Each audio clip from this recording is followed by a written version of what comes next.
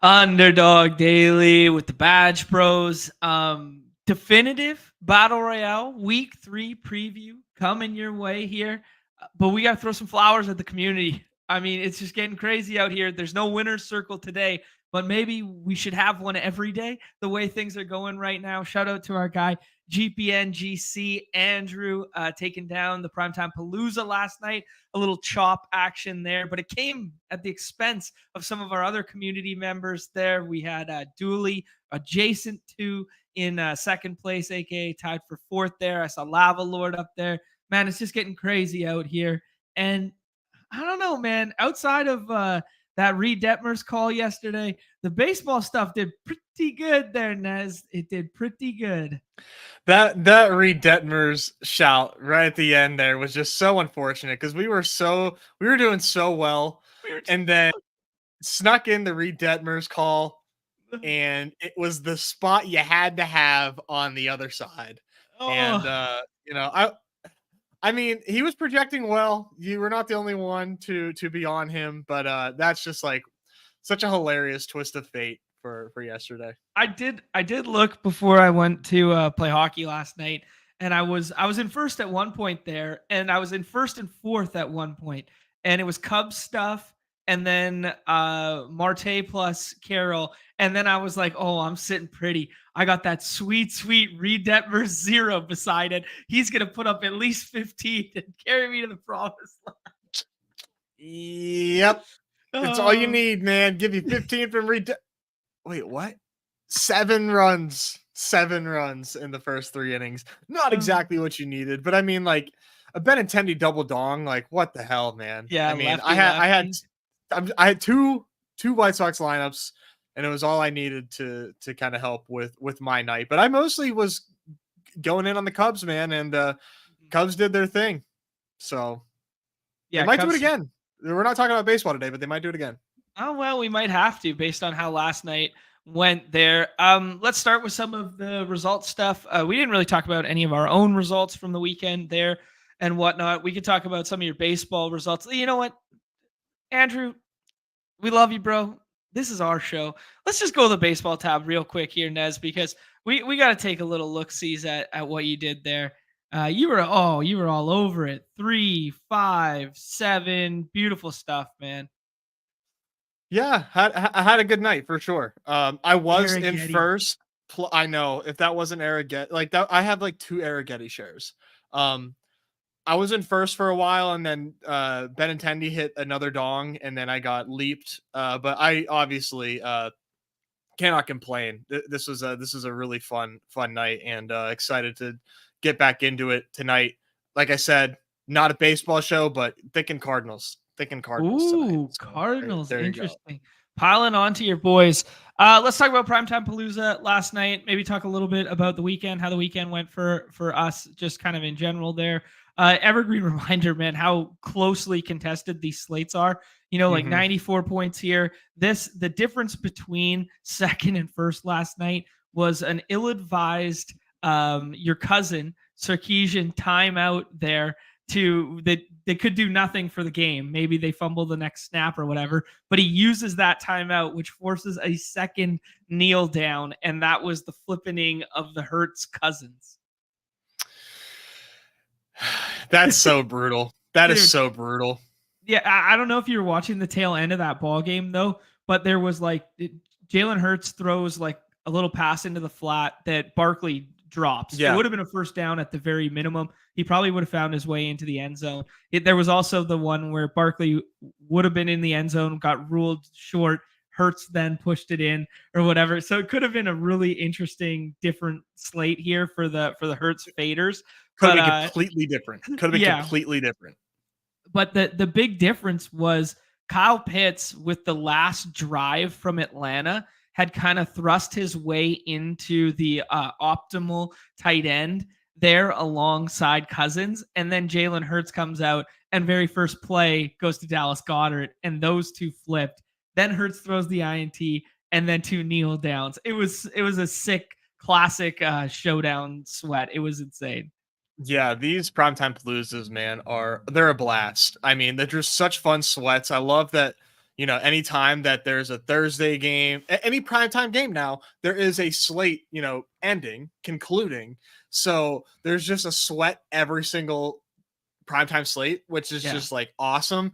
And I've just learned to embrace the grossness of some of these matchups, and it's been a lot of fun, man. I think these slates are awesome, and we have 200K for the next one. Holy crap, man. Another chance for someone to take down 20K. Yeah, I love it. Community chiming in here. Andrew, our guy's hanging out. Shout out to Andrew there. You don't owe us anything, man. He did say to me on Twitter this weekend, he did say to me that he was feeling good about this week and he was going to have a good one and he was going to be up there in the winner's circle this weekend. This is about as close as you can get without getting in. But as we talk through it, man, like, the game giveth and taketh, because our guy AZ Cards is saying he's on the receiving end of that. He was in first for a bit there. Like, these sweats are just never over. Let's talk about the lineup just for a hot second here. Darnell Mooney with the long touchdown there. Nico Collins was the guy you needed moving into tonight, and everyone was kind of sifting through their lineups. Hey, where's just that 23.5 going into the next night? Like, you just wanted the empty spots and then that 23.5. I only had 2 of those going into tonight, and one of them finished as my high scoring lineup. But the Tyler Algier usage here, man, the punting of the running back position. We talked so much about winning the flex yesterday, and we're prioritizing those running backs. And then Tyler Algier comes out, and man, he got some good usage, and it was primarily inside like the 30 there when, they're spelling Bijan at the end of a drive. It wasn't like red zone usage per se. But I don't know. What were your kind of macro takeaways from the slate? Just really crazy. The fact that Houston and Chicago, failed as hard as it did, just like opened up the doors for Hurts to just be a must have. And I had no Hurts really on this one. So I just was just hoping I didn't lose too much money at the conclusion of the Sunday Night Football, Monday Night Football, this slate here that we're talking about. So, I didn't expect to win any money. But like Algier did all this on like one drive, like it's not like Algier was getting a ton of work. He did this on like one drive that he got to himself. It's still the Bijan show there. So like, it's really hard for me on this next primetime Palooza to not go Bijan 101, but the field is taking Brees 101. So I'll have 50% Bijan if I do that, but that might just be correct. I don't know. Right. Yeah. I mean, I think if we're trusting our guy A-Win and playing these hyper exploitative ways, I mean, just trust your guy, right? And go with it. Mm-hmm. Anyways, fun slate last night. A couple non-Badgers up here that I don't recognize the screen names alongside. And then, as mentioned before, our guy pouring one out for Dooley Data here, and Lava Lord was up here, and All Day Ray was up here. So, I mean, dude, it's crazy, man. All the community. Just look, Dooley's here. Wow, man. Truly impressive. There's our guy, Go Cards. Just gets me excited to play these slates. Nez, let's jump back to the main slate for 20 seconds here. Where was I looking for? Just to look at the Dog Bowl qualifiers here. We didn't get a chance to do it yesterday. I swear, Drap's part of our community. I did my best to look and try and find these people for Winner's Circle and that sort of thing. But the sequel, 21, a non-Badger here who I've never seen before. Shag Nasty Ball. Is that what we're going with there? I can't wait for the introductions and someone saying that one out loud at the Dog Bowl there. And then Drap, who I think, man, I swear he's part of the community. And then Awin was right before there. But these Kyler Murray stacks were kind of what you needed. And then Alvin Kamara was inevitable. Yeah, I was doing a lot of Kyler with McBride, but not enough with Kamara in the Dog Bowl. Had a good one in the Wildcat, but this is so awesome, man. I love this. This happened last year, and now we're right back. I can't wait to meet a sequel if I get a chance to. That'd be awesome. Okay, I guess this is common knowledge now here that this is everyone's saying that it was about it. Yeah. Oh, they tweeted about. Okay, I totally missed that. Okay, Mhm. whatever. Yeah, I knew they wanted to say something about it, so I was holding my tongue there for a second. But yeah, this was his first draft ever. So shades of Owl from years past. There, if you know, you know. Got a deal there, but love to see it, man. I'm gonna have another first-time drafter story, and with Jordan Akins, baby. What if Jordan Akins is the guy you need? That's just like no better testament to the current tight end landscape than Jordan Akins getting somebody to the dog bowl. Yeah, there you go. And then two Badgers find their way in. Shag Nasty here. This is a with a 3 build here. Didn't even need the Kyler stuff. Went with the Lamar stuff, but did still have Marvin Harrison, Firemuth with the 5.9. I mean, just tight end has not mattered yet there, but just kind of hit the nuts with these scroll in quotations wide receivers, but they were all big high profile names that were just underpriced there. A nice construction here. Yeah, that Marvin Harrison value. I was looking at it all week. Didn't get to it nearly enough. But it's like we were taking this guy 12 overall in best ball, and now he has a soft matchup against the Rams, and he goes like at the 4 or 5 turn. Probably nothing. And nothing to see here. He only got one target week 1. Yeah, he's probably slow and bad, actually. The son of Marvin Harrison. Yeah. And then you love to see this one drop doing the Kyler stack, which was when we look at my exposures, was my favorite play of the week there. Gets that one home. DK Metcalf, he had DeMarcus Robinson on the bring back, which is going to be an interesting play to talk through this week. And then just basically the 2 highest scoring running backs on the slate paired together. That'll get it done. Just pretty cool to see how distinctly different these lineups are on a given week, and they all find their way to the dog bowl. For sure. The Metcalf stuff, I was just like nowhere close to. Yeah. And I think I'm gonna reverse course on all Seahawks probably moving forward after seeing them their Metcalf and JSN getting home pretty nicely against what I deemed to be a pretty solid New England defense. So that really opened my eyes. Yeah, I mean, we talked about it yesterday with the Primetime Palooza slate that Christian Gonzalez is a problem for X wide receivers. And granted, DK Metcalf's touchdown was not scored dunking on his head, but just in general, like, the principles of like fading some of those X wide receivers versus that team and then seeing this team get home in such a big way, man. This Ryan Grubb offense, man, people were sick of us doing that Seattle backstack over and over again in BBM. But that Ryan Grubb offense getting vertical, we're going to talk about it in our daily breakdown. I mean, Geno Smith is quarterback 13 right now. If you look in the pick'em stuff, he's got like a 240-ish higher lower on his passing yards. I mean, give me some of that in that Miami game at home kind of thing. Exactly. Yeah, they seem really fun, especially in 12-person drafts where you can get them pretty late. Yeah, absolutely. Shout out to Awen for getting close again, and then shout out to Josh here again getting close. He was right up there last week too. So some people are gonna be, I'm seeing some names that are gonna find their way to some seats here. Nez, anything you want to talk about from the slate that we missed yesterday, or are we ready to move on to week 3 here? No, let's just get right into week 3. Okay, cool. Let's start with kind of like game environment stuff and like game by game kind of thing there. This is actually, you know what? No, I lied. Let's talk about just all the offerings in the lobby real quickly because it's more or less the same as last week, but I think I just want to highlight a couple changes. Everything that stayed the same this week: the main BR, the hurry up, the extra point, the engage 8, the blitz, 3rd and long, victory formation, dog bowl, double reverse, fullback dive, the bomb, mini royale, 2-man drill, and the wildcat. Completely unchanged from the structures, the prize pools, the payouts, everything of last week. The goal line stand saw a change. It went from $9 to $10, and now it's $6K for first. So a slight amendment there. The squib kick prize pool dropped a little bit because of the overlay last week. And then the onside kick bumped in prize pool by 10K. So that's your kind of macro lay of the land for week 2. More or less the same as last week, just a slight tweak in a couple things there. Yeah, I'd love to see a an increase to the onside kick. I think that's really smart. Those side contests are very fun, and you get to avoid some of the badges a lot of the times in there, so the rooms are nicer. Just a fun change of pace to hit those side contests.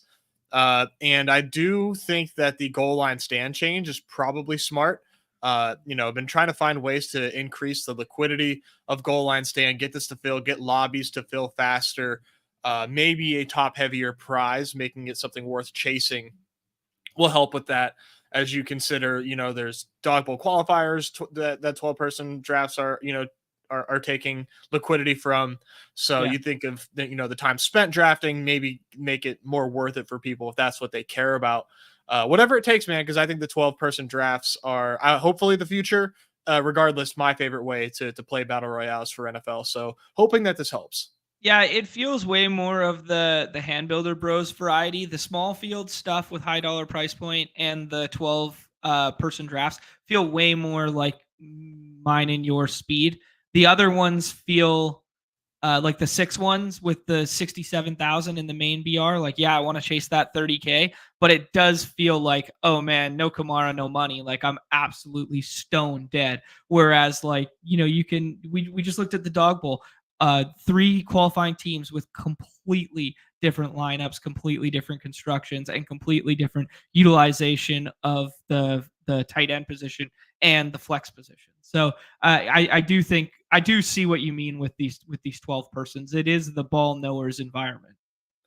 Yeah, it's definitely my preference. I like the way that you can win in there differently in these other contests. I just have much better success in these other contests, and that's that's mainly what I care about, is trying to What, win? continue. Oh. Yeah. Well, yeah. I want to keep playing, man. Oh man, when 18 person drafts. Newbie chiming in says the flea flicker might be the best contest on the site, and that's coming straight from the horse's mouth there. Casey asking when BadgeBros Brawl. That and the Deposit Kingdom one tend to be later in the week there. I have yet to find my way into the Deposit Kingdom one, just because I've been away and timing and that sort of thing, and it's filled by Sunday morning by the time I get there. But yeah, I will definitely be getting in there this week. I like both of those formats a lot. Actually, that's, you know what, Nez, we did overlook that. We do have to hit up the BadgeBros Brawl here. What do we got here? B-Shog. B-Shog. Oh, B-Shog? You going B-Shog? What would you say? Yeah, I think I was thinking it through. I'm not as smart as you, so it took me a moment. But I think, yeah, B-Shog. Let's go with B-Shog. Yeah. There we With go. a nice team. Yeah, I don't know how you got a Trey McBride swap. I guess he took Evan Ingram and then swapped him in there. Yeah, so the Kyler skinny, the Alvin Kamara as the scroll the F down, and then just played all the best plays at the wide receiver position. But then again, man, like, you look at this and we talk about in the 3-mans how the value of scrolls, like Marvin Harrison outscored this, DK Metcalf outscored this. Like the player pool is so condensed that the value in scrolling in these 3 persons is just so fun. Yeah, and I don't even think Kamara was taken in every draft in these either. So. Oh yeah, no, definitely not. I think I was doing the Derrick Henry over Kamara thing over and over again. That was my scroll, but I did 15 of these in the morning there, and I just kept doing Kyler McBride because I didn't think Kyler was going to be 100% drafted. I even did a Daddy Dimes one in here because I'm sick. I love it though. He was close. He was close to, I mean, like it cashed you, right? It got you in a good spot. Yeah. Yeah, and then the last one, obviously, to hit on here is just the 2. You already said it, but the 200K prize pool with 20K to first, running it back for the big primetime palooza when there's like a bit of an elongated draft window here between Thursday. So fun slate there as well. All right, Nez, let's dive into week 3. We will do a little rapid fire of the game by games. Let's see if this one pulls up. All right. Okay, let's do this. Okay, cool. Yeah, we're still trying to find that new home now that the Game Hub is gone on Fantasy Life. But I like the visualization of this one. It's a bit chaotic on labs here, but I just like all the colors. It appeases my simple mind. As The color coding does help a ton. it I does. mean, it really does help guide your thoughts very nicely. This is definitely the next best thing for us. All right. Potential bounce back spots for both of these teams, Nez, in the Bears and the Colts.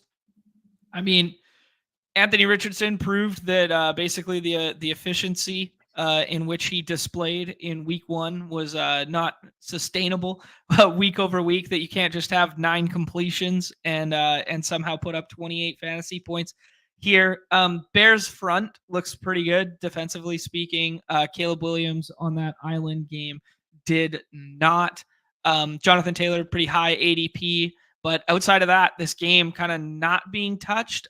Richardson goes not every draft. He's kind of like a back end QB there, but Taylor's ADP up, and then nothing else from this game. What are you seeing? I see a great spot for DeAndre Swift. Oh, this is interesting. probably, other than like naked Anthony Richardson, maybe the only thing I want to do. I'll have to think hard about this because I just think the Colts are a really bad defense. And the fact that they're only favored by 1 point, I think is strictly just the fact that they're at home. I mean, obviously, but like the Bears defense, I think is super, super good. And you just compare, you know, that matchup with the Colts offense, which like, it's basically just Anthony Richardson right now. Like I don't like Jonathan Taylor at cost like at all. I would probably, I mean, ADP like 30 more like for me personally. Wow. I mean, dude, the Bears defense is legit, and they seem to give DeAndre Swift a ton of carries and a ton of your work. They simply love keeping Caleb out of pressure. Like they just don't want him to have to drop back and face pressure as much as possible. So DeAndre Swift, I think, is in for like a really big day, but I am going to have to think pretty hard about DJ Moore as well, just because I think the Colts defense is just terrible. So to your point with the Colts defense, there's only one other defense in football that's giving up more yardage per game through the first 2 weeks. They've given up 800 total yards of offense to opposing teams there, and the Rams have been the only one that's worse than that. So to your point, attacking this Colts secondary, attacking this Colts defense makes a lot of sense. Taylor's ADP on the site right now 14.3, and DeAndre Swift 35.9. So yeah, interesting stuff there. The vibes, man, with Caleb and DJ Moore, like all these reaction compilations. Have you seen the reaction compilations from DJ Moore on like every Caleb play and throw and target in his direction? I've seen, I mean, just from watching. Yeah. I've seen it, you know, just from like seeing it live. Yeah. Yeah. I mean, guys who can't swing a baseball bat can't throw a football, apparently. Them's the rules, Nez. He's got a little bit to go. He's got a little bit to go. Yeah, I'm team kind of worried just because Waldron is such a donk and the offensive line is so bad. But Keenan Allen on the field, I think, should help out a ton. Just for like game planning, like defenses having to adjust to now having another like elite receiver on the field with them, I think should make life a lot easier. I don't know that that's this week, but if it is this week, then we have a lot to think about. And I think that the Bears end up being favored. Cool. I like it. Next game on the docket here, Nez, Giants and Browns. We saw a coming out party for Malik Neighbors last week. The target share was absurd. He balled the F out. That game could have gone so different, man. They had so many red zone opportunities, both sides of the ball, or both teams, rather not both sides of the ball, but both teams had so many red zones, and they ended up with all these field goals in the red zone close there. Nobody could punch them in at the in the end zone there. We could have had ourselves that. We called that one the sneaky Dust Bowl shootout of the week. And it could have been there, man. It did enough to get home, especially with like the Neighbors stuff. But it could have been way better there.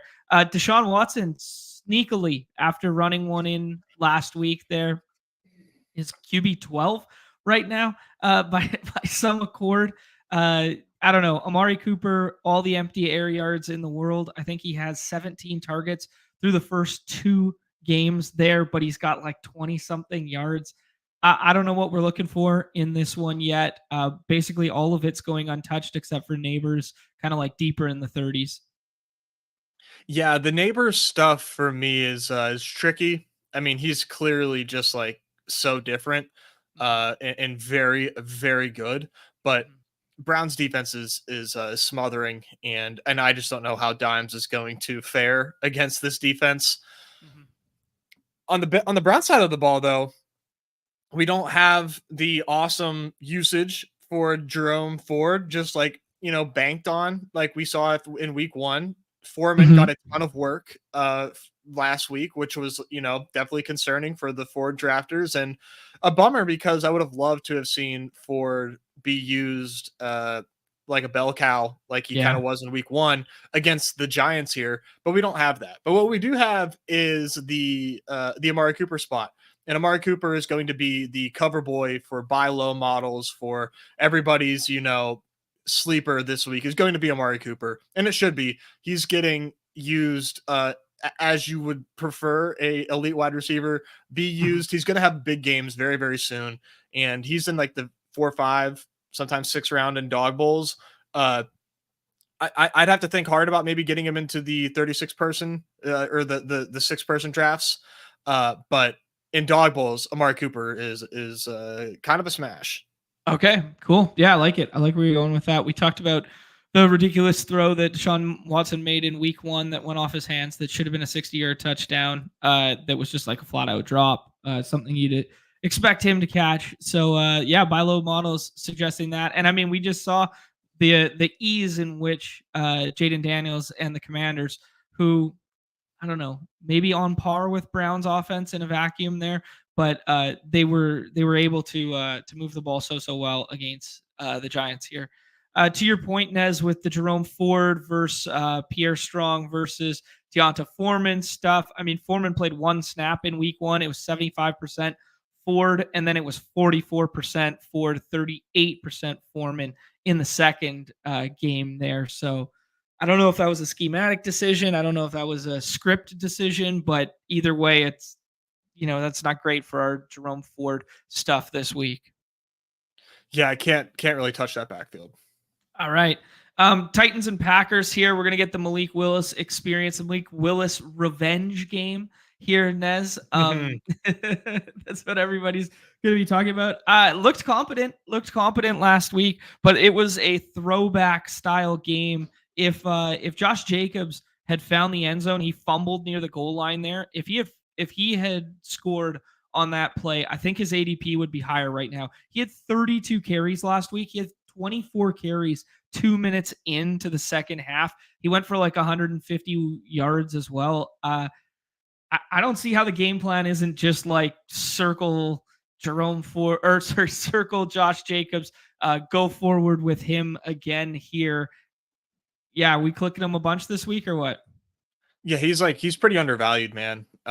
This is a pretty damn good spot for the Packers. Their offense, like we kind of talked about last week, like thought it would go off without a hitch. They just, the way that they are coached and the way that the playmakers that they have are just a nightmare for any defense, even if you are throwing Malik Willis in at quarterback. I mean, they just are too well coached to have a response for that. Couple that with the fact that they can just run down your throat with Josh Jacobs. What there he is, get him out. Offensively, man, like what are the Titans going to be able to do to go blow for blow with the Packers? I just don't think that they can. So to me, that just screams Packers cover, aka Josh Jacobs game. I don't know how he doesn't get 20 carries in this one. Oh yeah, I think 20 carries would be on the light side for him. The counter to it all is the defensive front of the Titans has looked pretty decent through 2 games. They have given up only, let me see this. I had it pulled up. They have given up only 206 yards per game thus far, 92 on the ground. But kind of impressive, I guess. I guess we could go through the who have they played. They've played the Jets and the Bears there. So maybe a little less so impressive when you throw up the Bears side of the equation. there, but just something of note that they've given up the least amount of yardage of any team thus far. I think that's noise. Yeah, fair enough. Yeah, I tend to agree with you there. I do think their front is maybe better than people are giving credit. But that being said, yeah, this does feel like Josh Jacobs. Like I brought up the ADP here. Josh Jacobs is going 13, 14 spots behind Jonathan Taylor. I'd flip those two. Definitely. Like Jonathan Taylor is getting no work in the passing game. Goal line has been all Anthony Richardson. It's kind of the nightmare scenario, and plus he gets matched up with the Bears. So that's just it's not good for him this week. He'll have games. He'll definitely have games. I would be surprised if it was this one. I like it. Everybody's favorite, most surprising team in the NFL right now, the Saints and Eagles. We saw the Eagles last night. There going to be some interesting stuff here. It sounds like no AJ Brown based on the Lisa Salters report during the game last night, but maybe there's a little bit of fun leverage as a Q tag play here.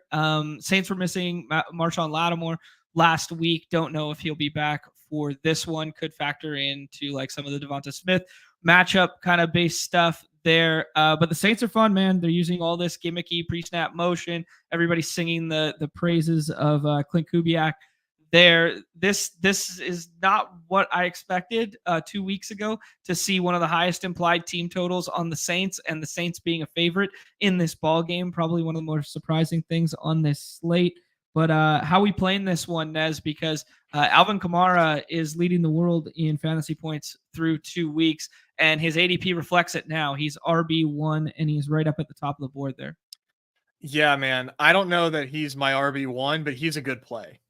This Eagles defense is picking up right where they left off, dude. They are atrocious on defense. People are just really – this is a kind of a perfect storm where on the Eagles side, they're not good. And, you know, people still give the Eagles respect. And two, we have the Saints ascending, and people are kind of scared to buy in. This is – I just think this is going to be an awesome game. You see the total almost at 50. I think it might get there. Depends on the Lattimore stuff and obviously the AJ Brown stuff. I mean, I don't know that I like paying QB1 for Hurts this week, but clearly is feeling like he can and needs to run to help keep the chains moving, which is awesome for his fantasy outlook. Yeah, I mean, we saw the push get used again, so really strong outlook for his, you know, his rushing touchdowns. Man, the Saints are just so underpriced. They're so underpriced. It's crazy. I mean, Olave and Shaheed should be like 20 ADP picks, and they're not. It's for our benefit. I mean, dude, Olave is going to explode one of these games. He just hasn't gotten to the end zone. And dude, Shaheed is like doing real life NFL wide receiver things. He is not this gimmick gadgety player. He lines up in the backfield because he can. He is a legit wide receiver. He looks unbelievable with his speed that he adds. Plus you have Olave and he's just a technician out there. Plus Alvin Kamara. These Saints are legitimately like very, very good. Cool. Yeah. The Shaheed and Jameson Williams parallels are like very apparent right now to me, as like those two guys in BBM who were kind of in that like wide receiver like dead zone after, like it was like a little bit of a tier break, and it was like that 10-11, and we were wish casting them as just like, oh, maybe they're better in best ball, maybe they're go route guys, maybe they're whatever. And now they're just coming out here and they're getting like 9 targets a week, and they're being focal points of their offense. And it's like, holy fuck, these guys are actually good, dominant football players. They're not just like these, you know, MVS type models, right? Right. And eventually defenses are going to respond, and these teams are going to have to, you know, counter the response to this. And for the Saints, you have Olave who's bound to explode. And then for the Lions, you have Amon-Ra, who he literally just had like 19 targets. So I mean, we talked about last night on the Primetime Palooza there how we were like, yeah, we want to attack the Devontae Maddox spot. So we were kind of in on Pitts comparative to like Goddard and stuff like that because we wanted that slot matchup. I want whoever has that slot matchup this week, though the Slay matchup didn't prove to be all that tough when you saw Drake London just absolutely cook him on the final touchdown of that game with like a little one-step move. But it feels like this is the not so sneaky shootout of the week where one side is completely underpriced and everyone thinks the it's going to favorites. bundle. Yeah, the favorites at home are completely underpriced because we're not fully bought into the notion that this team is good. And it'll be really interesting to see what the projections think. Are they going to overreact? Because if they do, then we're going to see some serious steam. You might see some steam anyways, just as more and more people get into these lobbies and we respond to what we saw on primetime. But the fact that the Falcons didn't blow the doors off them, I think kind of, keeps this somewhat of a secret still that, hey, we need to be attacking the Eagles again. And I'm excited to do so. You mentioned the slot wide receiver for the Saints. They don't really run a lot of 3 wide receiver sets. So right.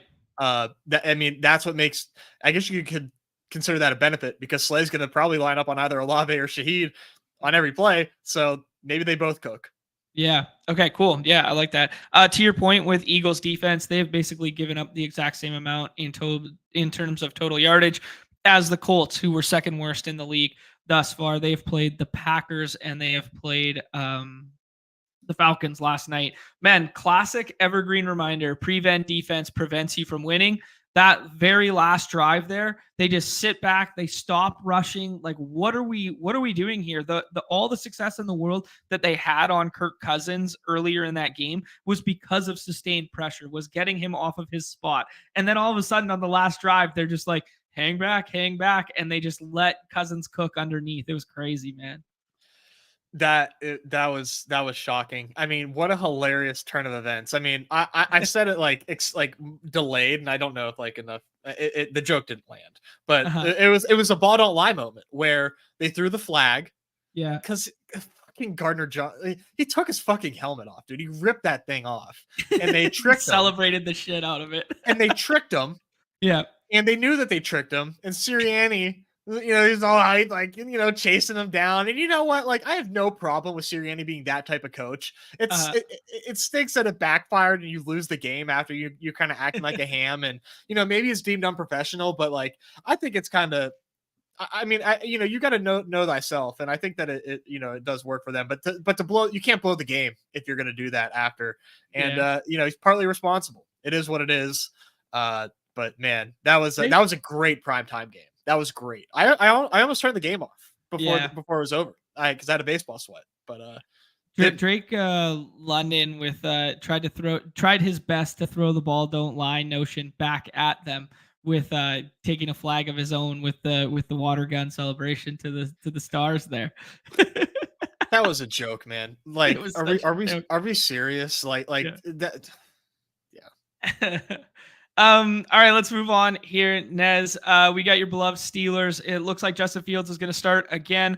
We got the Chargers there. J.K. Dobbins has been doing a lot with a little thus far. He's got over 20 fantasy points in both games, including a touchdown. He has looked every bit explosive. I think at one point there, he was 10 yards per carry. It was just truly incredible. I think he's got 20, if memory serves, 27 touches or 27 carries on the season and something like 140 odd yards and 2 scores.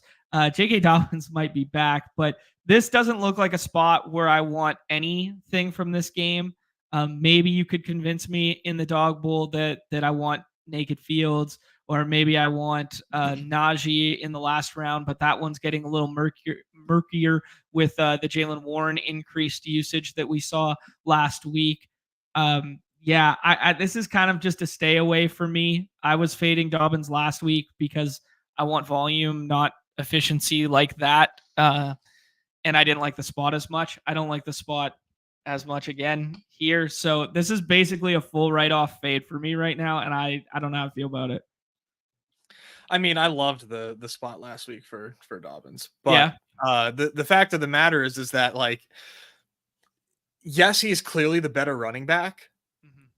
The Chargers, though, are never going to give him like more than like 60% of snaps, I don't think, until Yeah. it's like a must-win game later in the season. They got to keep this dude healthy. I mean, Yeah. that is the bottom line. He got less carries than Gus Edwards did in the last game. Yeah. I mean, And as he less should have, snaps played. right? They beat the doors off them. Mhm. I mean, J.K. Dobbins being drafted in like every draft this week is really bad. I It's agree. really really bad. And you know, haha, Steelers fan here. Let's cut to the fucking chase, man. The Steelers have one of the best defenses in football right now, like bar none. We're dealing with Herbert off an injury, who he's gonna play. He seems like he's fine, but he is a little banged up. But he has an awesome offensive line. So let's not like discount that. This is going to be just a good football game. You've got the fucking Steelers playing old school football against Jim Harbaugh. I can't wait for this game. This is like going to take us back to our early 2000s roots here. It's going to be fantastic. The only player I want in this game, I think, is Pickens. Okay. And All right. That's people, interesting. Why? I mean, dude, people are sleeping on George Pickens like none other, dude. If it wasn't for the holding penalties that like had no effect on the plays, It's we would be true. looking at George Pickens like cooking Yeah. Patrick Surtain in that game. Yeah. And he had a big play called back in week 1 as well, a bullshit offensive pass interference, like bullshit offensive pass interference. So these things are You're just black keeping and his gold showing, bro. You're black and gold showing. Listen, John, I'm just trying to help the people out here. Like the box scores are not telling the full story with George Pickens. I do agree with you. Last year, fucking Justin Fields made DJ Moore like a fantasy stud. Now he has George Pickens here. It's happening all over again. Yeah. Why is that, Lava Lord? The fact of the matter is that like George Pickens is a stud. I mean, like, let's can laugh it off. It's totally fine. But like George Pickens is a monster. Scott Barrett of Fantasy Points, he has an ass metric. I don't know what it stands for. But his metric loves George Pickens. I mean, like, he's being discounted because he's on the Steelers, but like he's one of the best wide receivers in football. And I mean, like, we see Apple wide receivers in perceived bad situations all the time. Cook, see DK Metcalf last game, see Devontae Adams against the Ravens. This happens a lot. So just keep your eyes out because George Pickens is like a 5-6 turn player in dog bowls, and he has like 101 upside. I like it. I respect it, dude. I respect it. Yeah, man, Fields made some nice throws to Pickens too there on those callbacks. So yeah, I could see myself doing those little skinnies when I get boxed out at the back end of dog bowls this week. But yeah, not something I'm targeting in the 6-mans. And yeah, J.K. Dobbins probably my 101 fade at ADP of the week right now. Biggest takeaway for sure. Yeah. Okay, we got Minnesota and we got the Texans there. We put Nico on the cover because Nico is truly emerging as one of the alphas in terms of the wide receiver position right now. We talked all off season about how it could be any guy on any given night and those 3 will rotate and blah blah blah. I don't know, man. Nico looks like he's that dude in that offense right now, and dude, the target share confirms it. I don't know. What do you think? Nico is like one of the best wide receivers in football. Yeah, one of the like bar fucking none, dude. He is a grown man, right? He's one of the biggest players on the field at any given time, and he's one of the fastest at any given time. And his quarterback is CJ Stroud. The line is great. They also have to worry about Tank Dell and Stephon Diggs, but like, dude, there's just not a matchup that I am scared of for Nico Collins. This game, I think, should be awesome. It seems like Justin Jefferson is going to play, which is awesome for the game environment. Yeah, so Justin Jefferson has a Q tag right now, which could be a generational wealth opportunity when he slides. Last night, I was in a little bit of a softer room in the Battle Royale, and he actually almost slid back to me as the CD Lamb drafter, which was pretty crazy. He went 1 pick before, slid to 11 there. I think it's important to note, like, just the Q tags in this game. Aaron Jones got nicked up at the end there as well. Joe Mixon, not a guaranteed he plays. He has the Q tag. He came in for a bit, then left, or he was injured, like a ankle thing, then came back in for like 1 or 2 snaps and then was gone for the rest of the game. So just keep an eye on all of this, like Ty Chandler and Pierce and Akins. Like these guys are going to be like home league pickup style waiver wire target guys this week, along with the Carson Steeles and the Kareem Hunts of the world. But dude, that Ty Chandler role will be no effing joke if we get the Jordan Addison not in, the Aaron Jones not in. We get that. Like Ty Chandler is going to be firmly entrenched in my player pool this week if we end up getting him.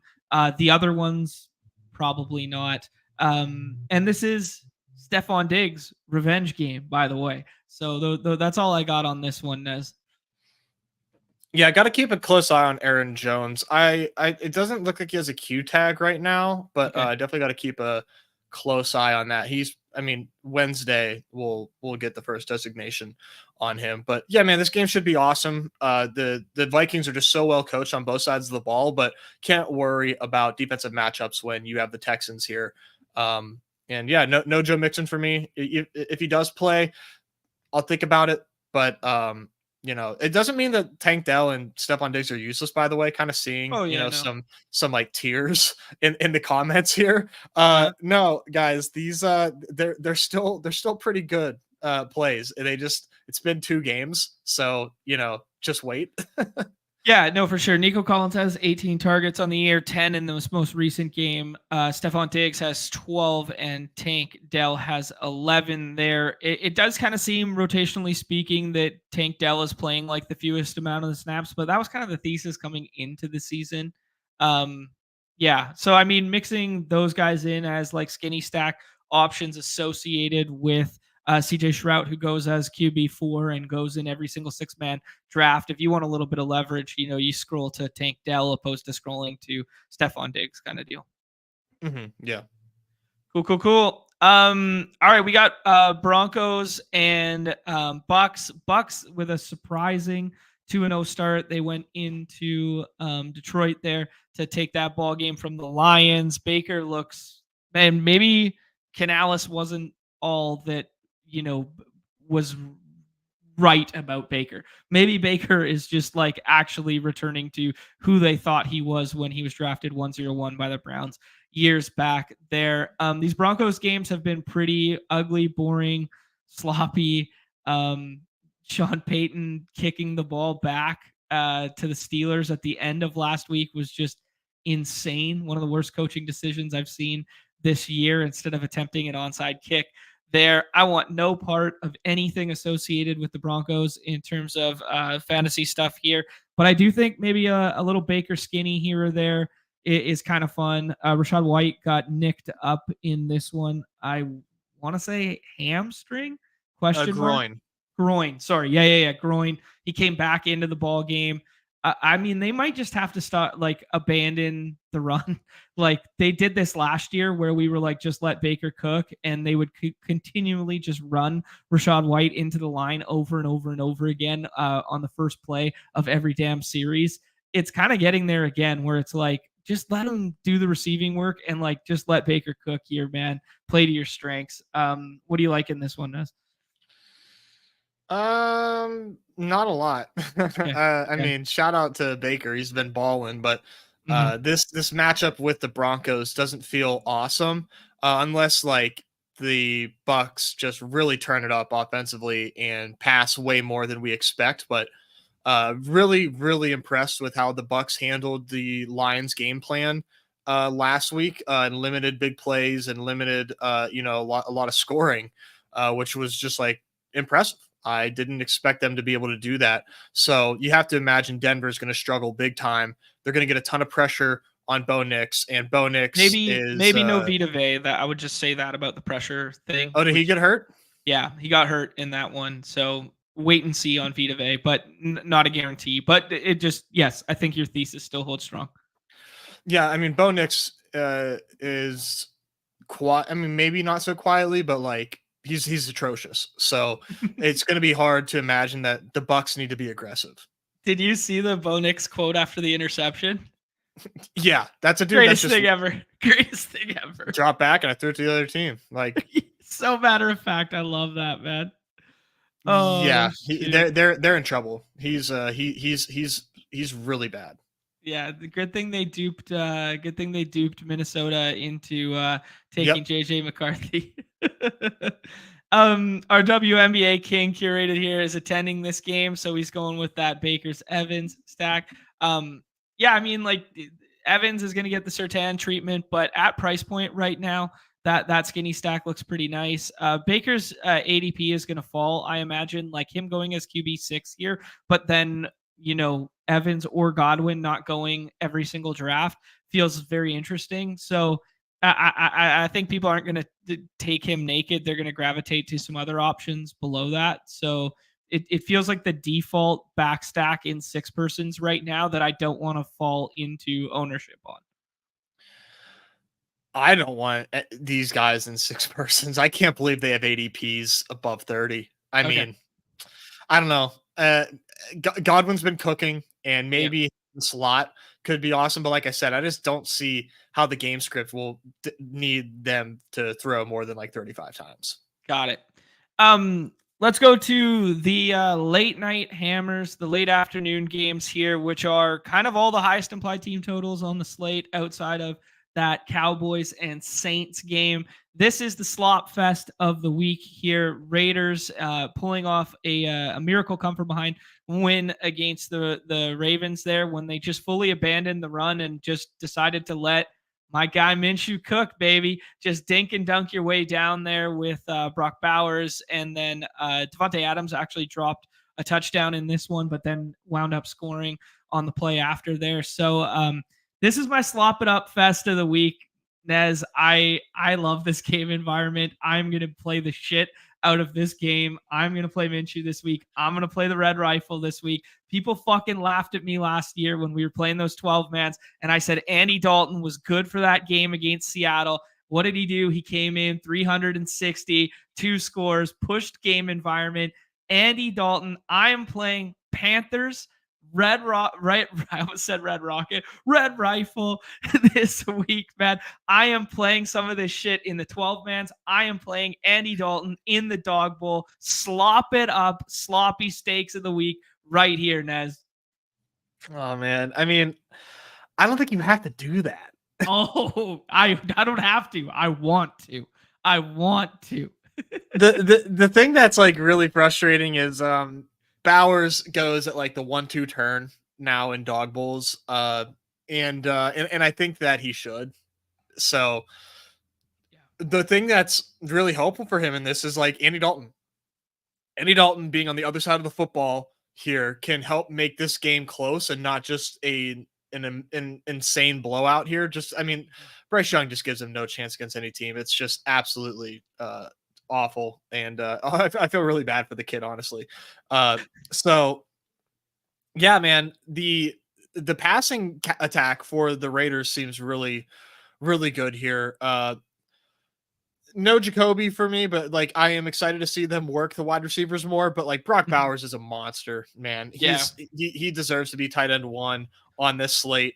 It's just a shame that like it's happening at such a high clip right now that like it's tough that like I'm not going to get a lot of them because there are tight ends that go after him that I will just take instead at better cost. But love Bowers and Devontae too, of course.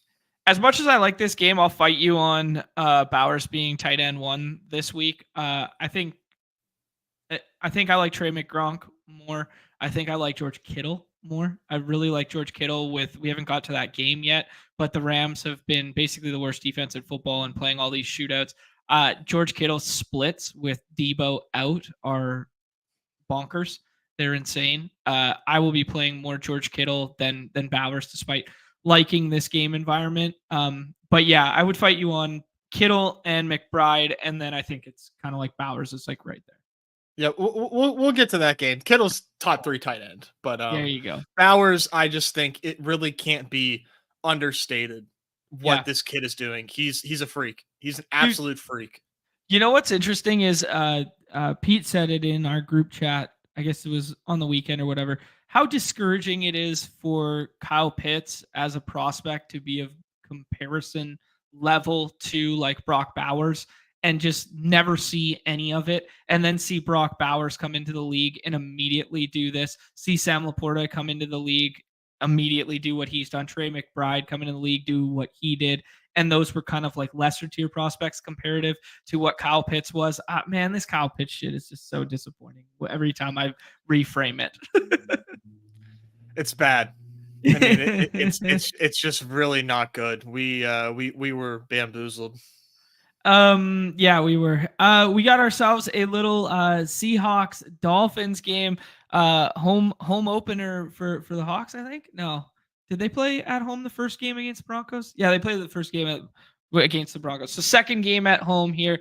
Your boy has a couple tickets because I wanted to go see this up tempo Miami team, but we're gonna be robbed of Tua, my friend. So I think I might be pawning those ones off. Who knows? I may still end up going here. But Skylar Thompson, I don't know. They just signed former Pro Bowler Tyler Huntley. People forget that he made the Pro Bowl 2 years ago as like a fill-in of the fill-in replacement, kind of like Nez's mitten returns again ring. That's Where's your ring, buddy? Where's your ring? So on cue. I love it so much. It's a fair point. It's a fair point. I like Skylar Thompson, have never made the Pro Bowl. Yeah, it'll be interesting to see here, man. I don't know. I don't know if they'll be able to, like, I want to believe in McDaniels. I want to believe in the offense.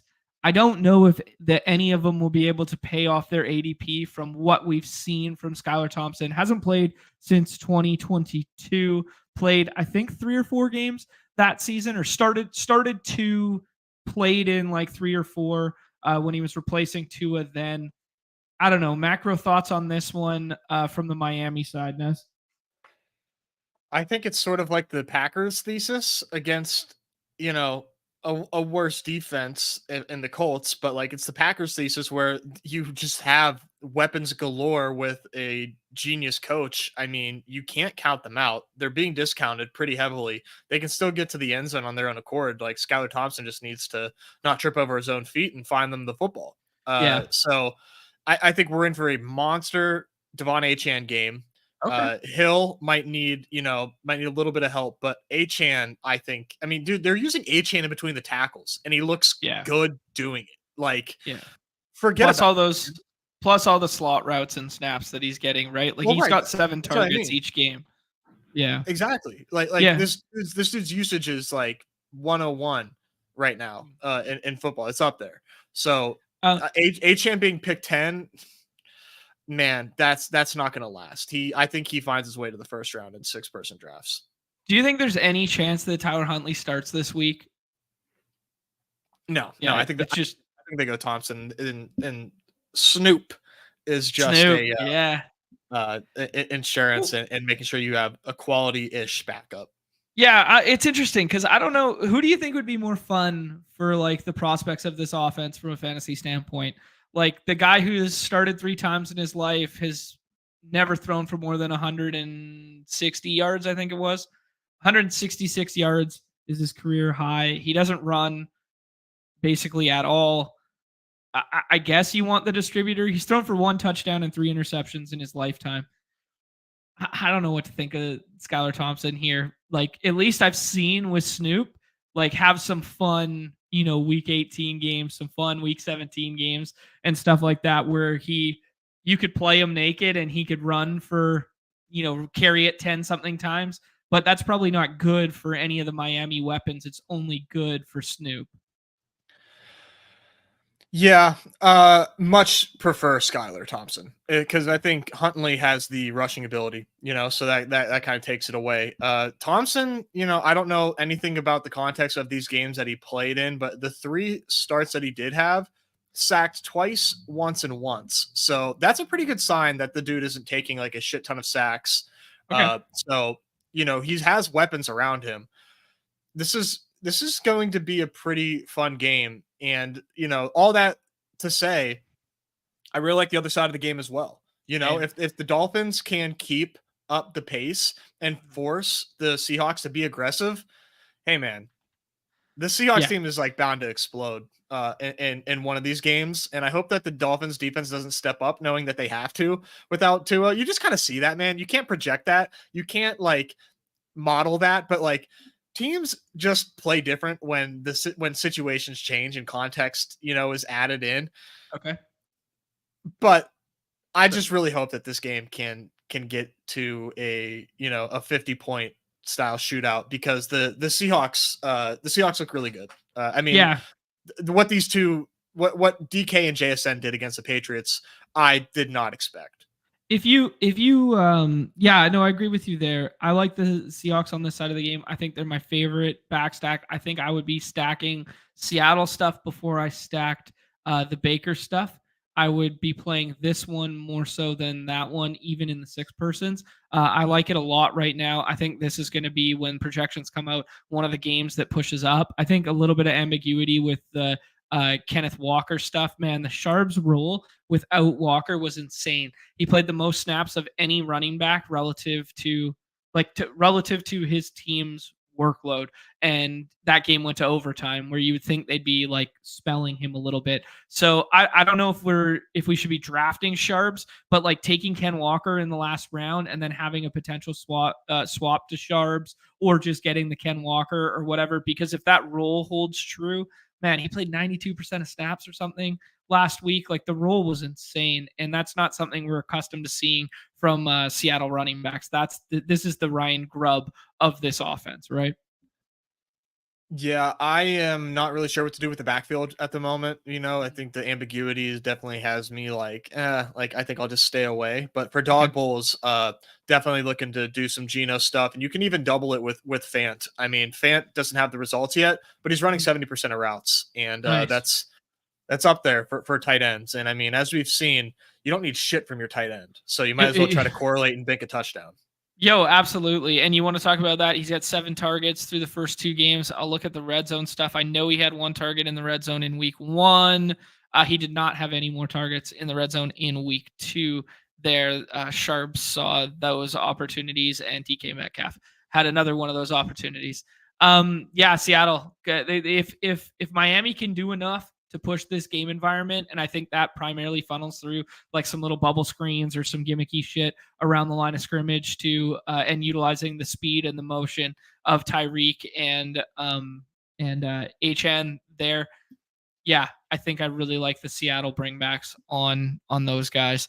Let's look at Miami just for 1 sec here, because we got the Q tags in the backfield with both Mostert and Wilson, which will just play into more and more usage for HN. There was some really good Coach Speak Index had a positive McDaniels thing talking about HN there, but yeah, I don't know. Not touching Skylar Thompson, but if one piece can get home on this side, I want the Geno stuff on the other side.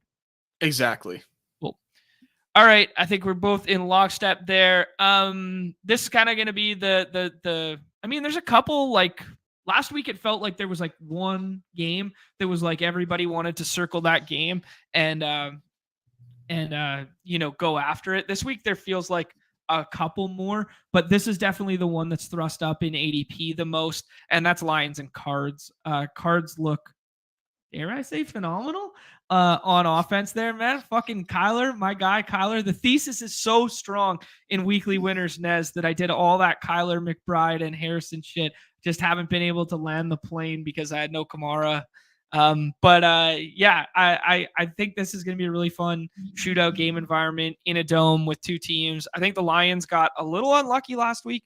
They moved the ball very, very well and then just couldn't convert, kind of deal. This is gonna be a fun game to attack, but the price tags reflect it. Nez, what are your thoughts? It's hard to get away from this one. Yeah. I love every bit of this game.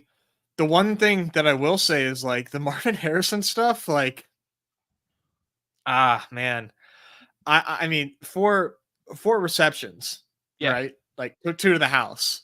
He's going to get more volume in this game because this game likely will not be a blowout. But I don't know, man. I just think we are paying a premium right now, considering like what we just saw week 1 and what everybody thought after week 1. I think I'd rather play this through Connor and McBride. That's the classic overcorrection pendulum swing that we see in these games. Like last night, I was in a draft there that I was going to post something earlier today, but hadn't got around to yet. Where Kamara goes 1, Marvin Harrison goes 2, and I get CeeDee Lamb at 3, and it's like, what are we doing, guys? Like, what are we do? What are we doing here? To your point, Marvin Harrison did have 2 red zone targets after that were like back shoulder throws that not like fades, but like he probably could have come down with one of them if there was like a better throw from Kyler. So he did get like some looks after the fact and get 2 red zone targets after. So I mean, his line could have been even nicer uh, than it was. I know all the production came on like these big, huge plays that are like not bankable, and there was only the 4 catches as you alluded to in the first quarter, basically. But yeah, I mean, I still want to have some, but relative to price point, both him and Amon Ra are 2 clicks that I'm not willing to make right now. I like some of the targets behind them more. Yeah, the Amon Ra stuff I would love to get some more clarity on, but I am assuming that he plays, Okay. and that makes him just like a smash. But the bigger smash is JMO, man. Yeah, I I mean, agree. why are we still allowed to get JMO where we do? It Yeah. makes no sense. 2 games in a row. I mean, like, honestly, man, all you had to do was watch week 1 and just know that the role was solid. Like, results aside, the role was real. We saw it again, an incredibly real role for Jameson Williams. And now we have another smash spot against the Cardinals here. I am going to have a ton of Jameson Williams this week, just a shit ton. And I'm going to have a ton of Gibbs as well, and Montgomery. But go ahead. Jameson Williams, relative to his output thus far, his new role, his target volume, and his speed potential, should be going where Sam Laporta goes in drafts versus where Laporta's going. I think we're doing a lot of wish casting with Laporta, and a lot of like Laporta is the Laporta of last year right now with his current ADP, which is just not true. It's just not true. And JMO should be right up there. I put him on the cover for Off and On the Clock this week, as I thought he was like one of the most undervalued scroll the F downs in the 6 mans, and I think he's going to slowly push up. People aren't ready to buy in to some of these role changes, right? But like this is a stark one. This is like we alluded to earlier in the show. Him and Shaheed are the 2 most signal versus noise for me thus far. Right, and I mean, if I would guess if I was to compare them, I mean, like you have Xavier Worthy, who, he had a great game week 1, right? On like 3 touches. Yeah. Versus the Jameson game and the Shaheed game. I mean, the Shaheed week 1, we didn't know. I didn't know. I was not ready to buy in because like they blew the doors off of the Panthers. Mm-hmm. Now we see him in the Cowboys. It's like, oh shit. Like, yep, this dude actually can fucking ball. Worthy, I think, still needs some time. I think he will get there. But all that to say is, like, if you are watching this, and I think a lot of people that watch us are smart and can, kind of come to these conclusions, but like, we're just trying to figure out, like, how can I tell?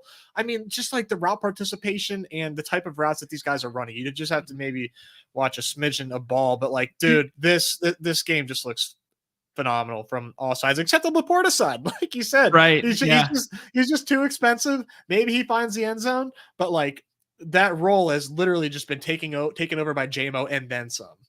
Yeah, to the point there, when we look at this position by position, it's already happened. So Kittle's already flipped him, because that was going to be my big like gripe, was that I think Kittle should probably flip Bowers as well. I think he will.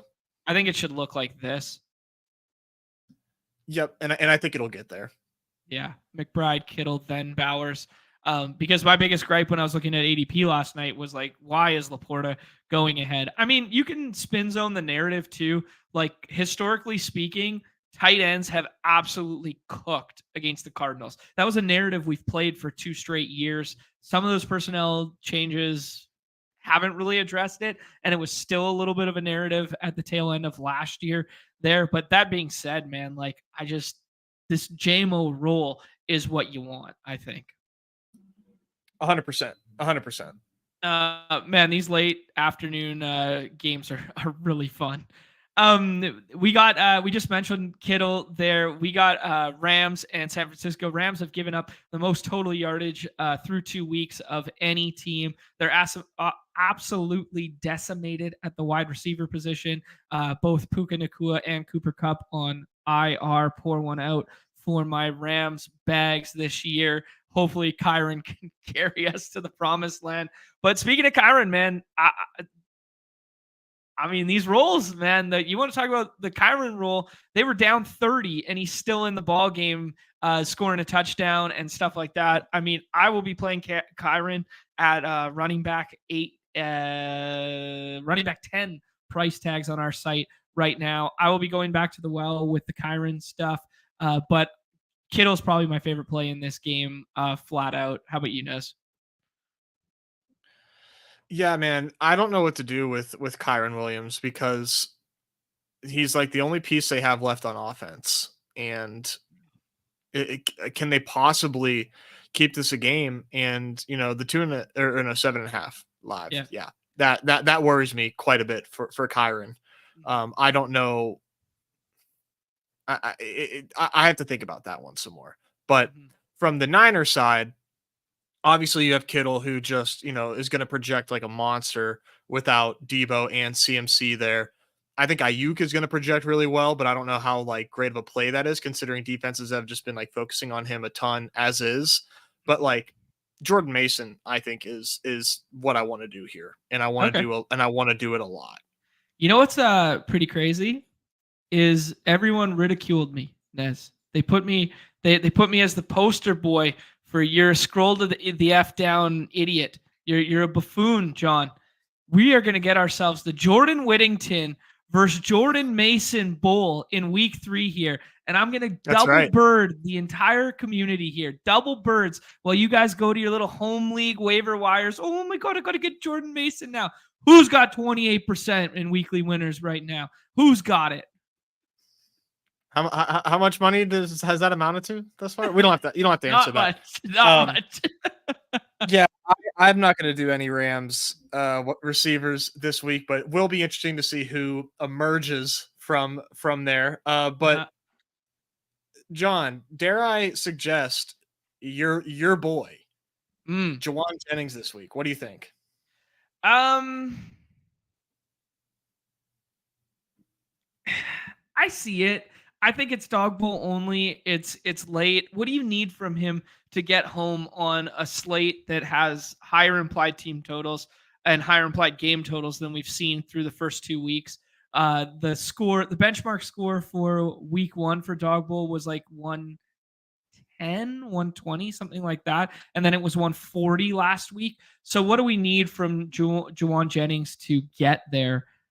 Probably like 680 and I want to say 2, but like 680 and 1 as your 6th round pick.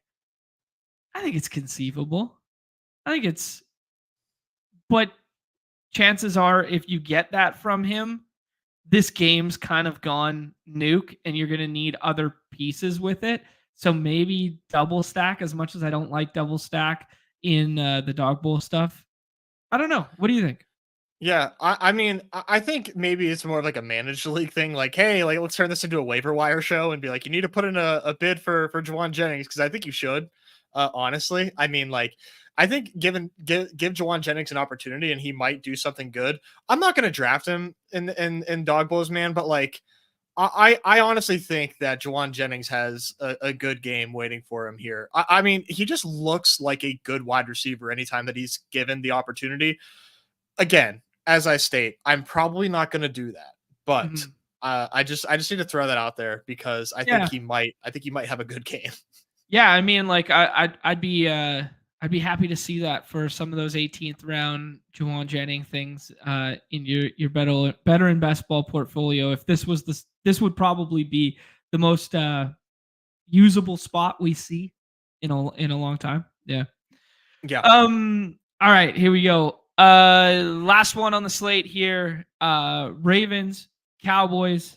Cowboys defense might be flat ass bad, or the Saints might just be like really, really good. Who knows? It's really hard to tell right now. I thought the pass rush was going to be better than this. I trusted, maybe some of the variants in the corner play from last year where they ended up with all those pick sixes to the house. Yeah, maybe those aren't repeatable, but I did think we were going to have to respect this defense a little more and give it a little more credit. I don't think we have to really respect either of these defenses outside of the rush defense on the Baltimore side. They've been really hard to run on thus far this year, but I don't think we're playing Cowboys running backs anyways because it's just a muddled committee that nobody really wants to touch right now. So this kind of feels like the fun shootout to get to, and Dak's going untouched, but CeeDee Lamb still goes all the time. Naked Lamar feels fine. What are your leans in this one, dude? This game should be awesome, right? I mean, as everybody would expect, looks like it's a 49 total right now. Yeah, I expect this game to be sweet, and Lamar is very, very intriguing to me. Paired with Flowers, I'm not gonna stack them with Andrews or Likely. Like I'm, call me a fish, call me what you want, but not doing that. It's Flowers or bust for me with Lamar. But I do want Lamar in this matchup. Mm-hmm. It is going to be interesting though, man, because I mean, we all thought, myself included, obviously, and they still might be, that the Saints line was going to be atrocious, and this front for the Cowboys seemed like it would be a problem for them. Yeah. Well, turned out it wasn't, but could it be for Baltimore? One thing that I want to do more research on, I don't know this for certain, is like how, I mean, you could probably just look at this season because the Baltimore line is terrible. So like, how's Lamar doing under pressure? And how is he running more? And I think he is running more. So this just has me excited for Lamar. I think they're going to have to pass a lot. I think he's going to have to use his legs quite a bit as well. I like him more than Jalen Hurts this week against the Saints, which is kind of a hot take, considering, I mean, both these game environments are sick.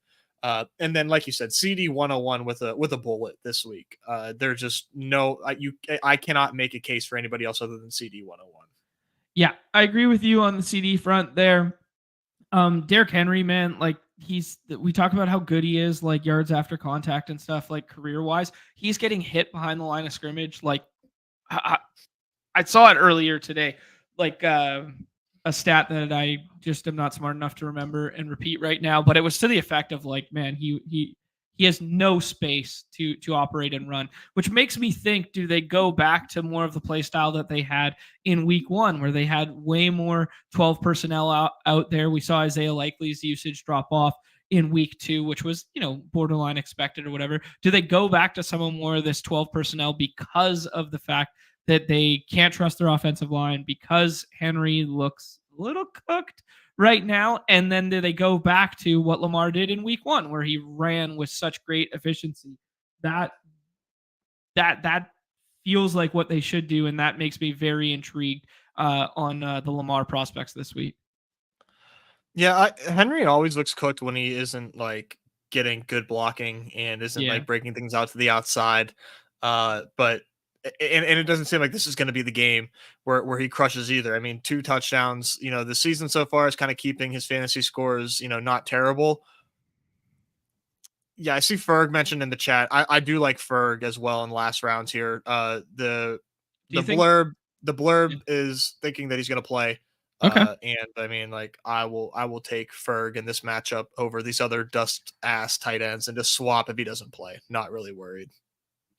Look at this. What do we do here? Funny business. Holy smokes. All right. Yeah, the Ferg one, that's probably more of a dog bowl play, but I mean, at tight end 8, he would definitely factor in to I would take him in the last round of Battle Royales like every time if I miss out on tight end. Every time. Okay. Wow. Every time, my man says. Well, let's see. I mean, if I'm missing out on vicinity? McBride, Bowers, or Kittle, like, why would you not just take a 6-round Ferg? Interesting. Tight end, okay. like you're done. Like you're probably like who tight end sucks so bad, man, that like, well, if those guys are the guys you need anyway, who cares? You're dead anyways. The first 2 weeks, I've consolidated ownership around tight end, which I don't know. We talk about it as a risk tolerance exercise. It's probably bad in these games, like in a vacuum, but the weeks that it hits hard.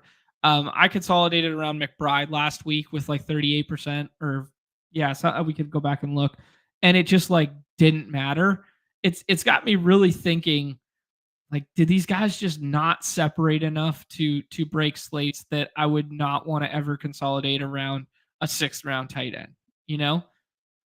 Or you can Uh-huh. do it because nobody separates anyways, and if you're right, you're right Sure. so Yeah. hard, Yeah, that's a good So, point.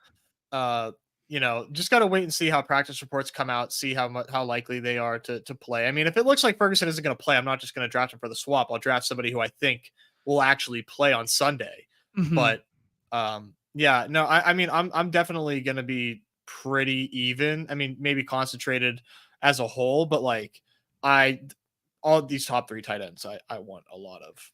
Yeah, I agree with you, man. I'm gonna keep buying Kittle as much as I can until the price adjusts. I think right now, I just like after last week, I thought Ferg and Njoku were definitely multi-week injuries, so I'm just kind of surprised that the based on the blurb there, but both of them look like fine scrolls right now. Nez, before we hop in something here, I just ask you some of our favorite ADP adjusted plays, some of the plays in which we are, buying or selling relative to ADP right now.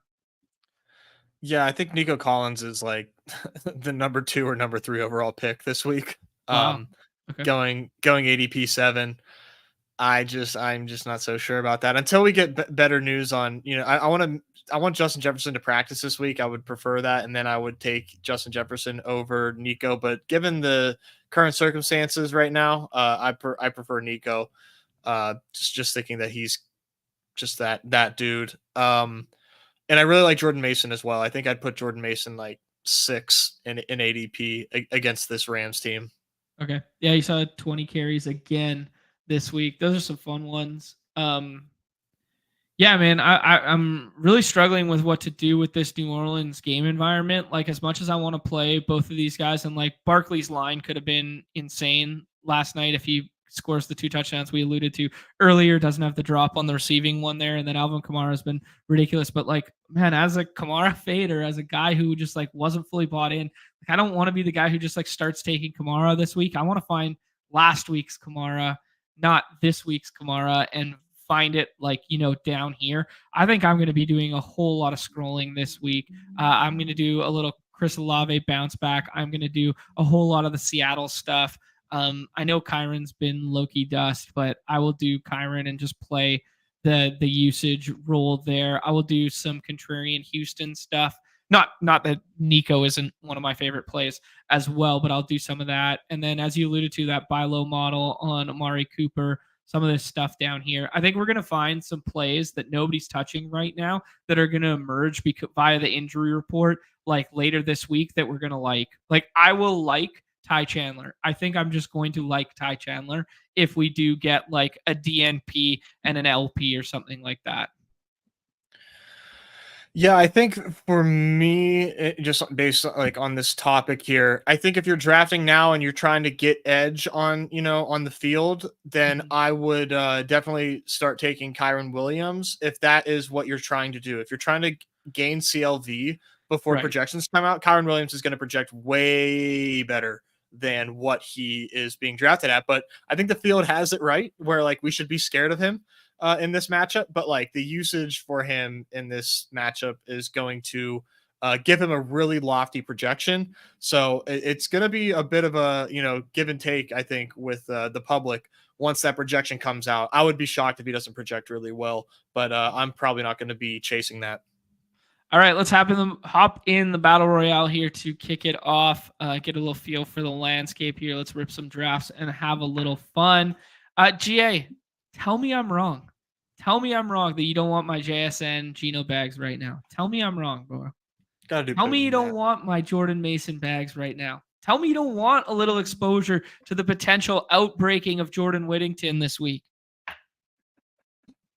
Got D's in here. Oh, there we go. Yeah, D's and I haven't been in a lot of drafts this year. We were overlapping a ton in the Dog Bowl stuff last year, but the daily stuff, I haven't seen a ton of D's yet. I see fake D's sometime. There's someone who ripped off his Mr. screen name. D's or something. Yeah. Yeah. Yeah. As you put it, Nez, CeeDee Lamb with a bullet this week. He just stands out to you as the 101 in a great way. Yeah, I mean, he's healthy and he's going up against the Ravens. Pretty solid matchup at home. Definitely CeeDee 101. I don't understand how anybody cannot do it. Yeah, to your point there, Nez, Baltimore has given up the most passing yards per game through 2 weeks, and it's not like, they were dealing with Mahomes, obviously, but Mahomes barely throws past the line of scrimmage nowadays. And then they were dealing with Gardner Minshew, and somehow they've still given up the most passing yards in all of football to date. Yeah, they are looking like a pass funnel, I guess you could say. People are saying. Yeah, I mean, if they're going to push the pace on the offensive side of the ball and cause teams to need to keep up and seed yardage in the process, they are looking like one of the more fantasy friendly teams early on this season. Yeah, I like it, man. Like it, they are definitely on the pass funnel variety there, where they've been the number one defense against the run thus far. But maybe that has something to do with Isaiah Pacheco, Carson Steele, Zamir White, Alexander Madison. Maybe there's a little bit of noise in that sample, but they've been the best against the run, and then they've been the worst against the pass. So that is telling me a little bit of pass funnel-y stuff is going on there. Yeah, I think it's fair to say. Guys, do us a favor. We got 400 of us hanging out right now, doing the definitive Battle Royale NFL Week 3 preview on Underdog here. Hop on over to the YouTube side if you're watching on the Twitterverse there, and just give us a little like, subscribe. We're going to do 5 shows this week. I believe tomorrow will be behind the paywall, and I think tomorrow's going to be fun, Nez. I think we're going to do nothing but drafts, and we're going to do... Yeah, I think we're going to do nothing but drafts tomorrow, and we're going to do a whole bunch of multi-sport stuff. What do you think? I'll hold you to it. Oh, nothing but drafts. Not even once mentioning the Jordan Mason bags. Yeah, right. Tarps off for the paywall stream. There we go. Tarps off. That's the good stuff. Nick, can you change your profile picture so we have one with the mustache, please? Yeah, just draw it on. He has great Photoshop skills. Maybe he can just scribble one on. Nez, I would flirt a tight end your way. We started with CeeDee Lamb here. I like kind of just pushing up George Kittle, but I'll hear you out on anything. I also wouldn't. Okay, I also wouldn't fault you doing like a Hurts and Devonta Smith right here on the corner. That one feels good. But we could take Kittle there. We both said we don't love the Jonathan Taylor spot. Jahmyr Gibbs staring us in the face there. We did say we liked the Josh Jacobs stuff, though. I do like Jacobs, but I love Jahmyr Gibbs. Okay. All right, let's do it. Yeah, Gibbs is like, these are just like median outcomes for Gibbs, putting up 14 and 15. Right. He's gonna break off something to the house soon. We're gonna, add like 60 and 1 to those lines, and like now tell me you don't want Jahmyr Gibbs. He's going to be one of my highest drafted players like every week until he goes off. The Lions offense, dude, is just like so goddamn good. They're one of my favorite teams in football, have been, for a while. Yeah, I like everything you're spitting there. The only thing I found it funny that Underdog has the vulture protection stuff there. And David Montgomery scored a touchdown last week, and it got credited as a Jahmyr Gibbs vulture. And I was like, wow, that's good value for the people with the Jahmyr Gibbs stuff there. So if you're getting vulture protect on the guy who was the most efficient goal line running back outside of James Cook and scored more touchdowns, he scored 13 on the ground last year opposed to Jahmyr Gibbs. Some of those pick'ems with the Jahmyr Gibbs touchdown stuff could be real nice. Yeah, no wonder you're getting sub 1x on that stuff, because it's like the value is just so goddamn good because you're so live to either hit or get vultured. Vultured, yeah. Like it's basically a freebie. Yeah, that maybe that's something we implement in the pick'em lobbies coming up here, because I was shocked that was considered a vulture because I just saw them as like equals, like peers. Yeah. Sorry. Whoa. Cough attack. That one snuck up on me before I could hit the mute. Apologies. Oh man. Jonathan Taylor is still staring people in the face here. Methinks some people drafting be watching the show. Yeah, we'll see what Dees does here. Looks like he times out a little bit there. Takes Jonathan Taylor. Josh Jacobs comes all the way back to us. I like that pick.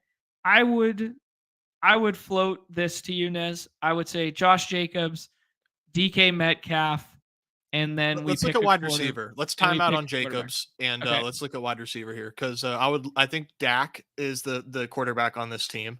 Ooh, I was thinking Gino. But yeah. Yeah, and dude, our options are limitless here. This is such a fun goddamn week. I mean, you could do Olave, you could. I wouldn't do JMO in the main BR with Gibbs. I think you need to concentrate your bets. You know, even if sometimes a double stack does hit. Yeah, I would say Olave or Metcalf. I like DK. All right, let's do it. I think buying back into the Olave stuff. I mean, I will say about the Seattle stuff, take all of the face value metrics from last week with a grain of salt. You're going to see the 12 targets for JSN. You're going to see the 14 targets for DK Metcalf.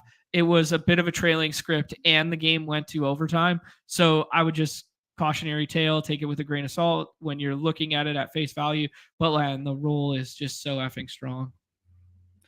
Yeah, I mean, overtime included 16 targets for JSN. Yeah.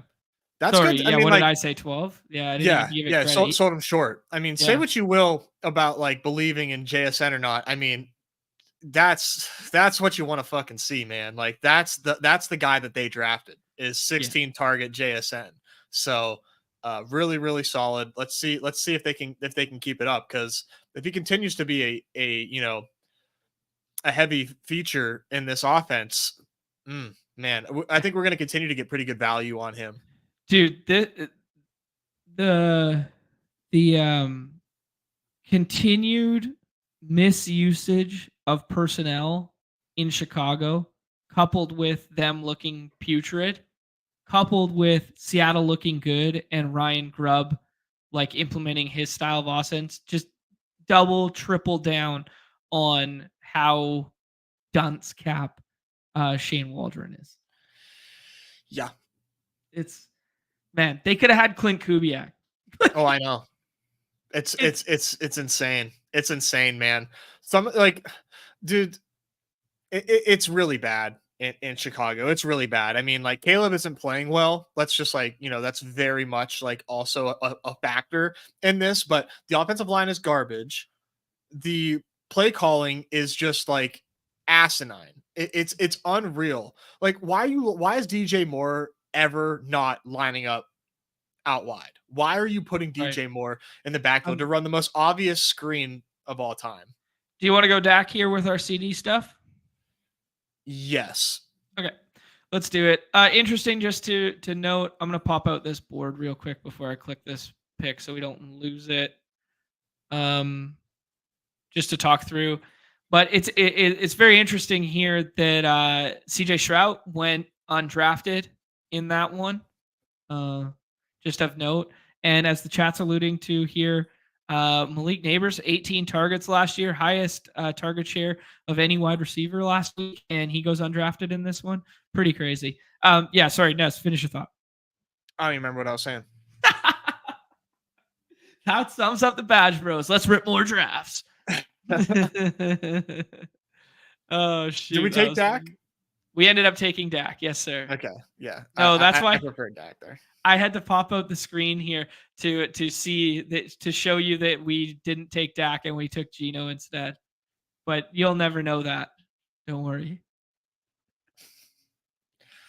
Run Good Rick, aka Kiwi Cat, with the radio caller comment in here. It's the run game that's killing the Bears. And you know what's wrong with the run game? DeAndre Swift. And yes, DeAndre Swift is not a good running back, but like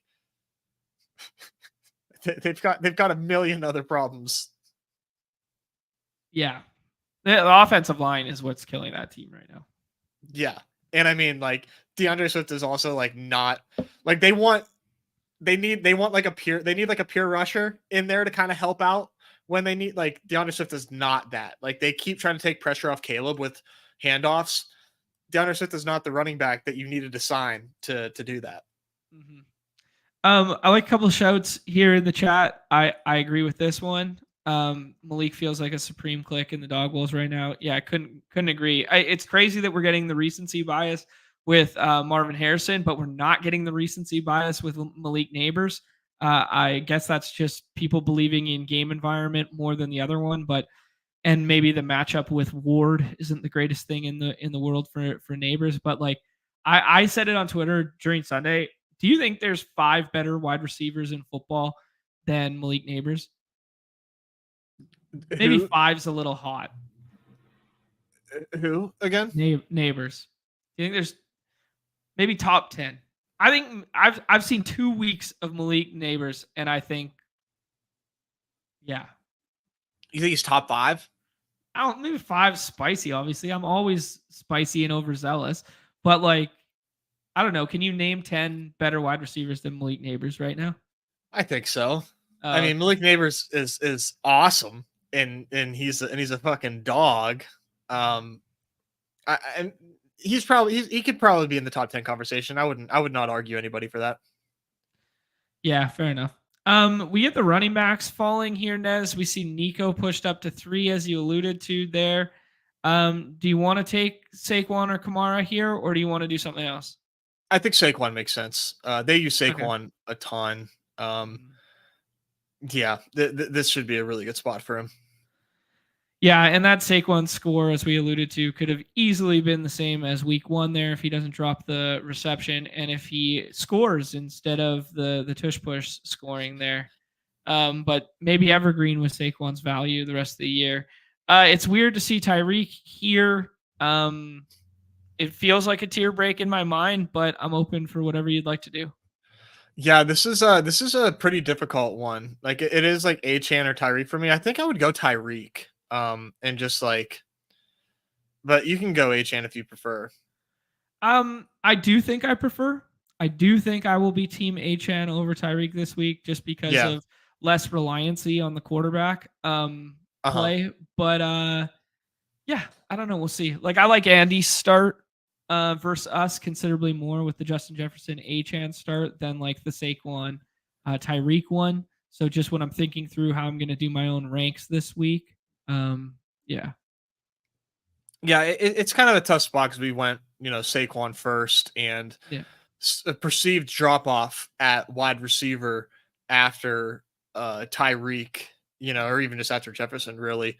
I think just trusting, that give them an extra week to prepare with Skyler and game plan for this specific matchup with Skyler. They're going to find ways to get Tyreek the ball. It's the only way that they can win. So I would just, trust that Tyreek Hill is just so goddamn good that even Skylar Thompson can't hold him back.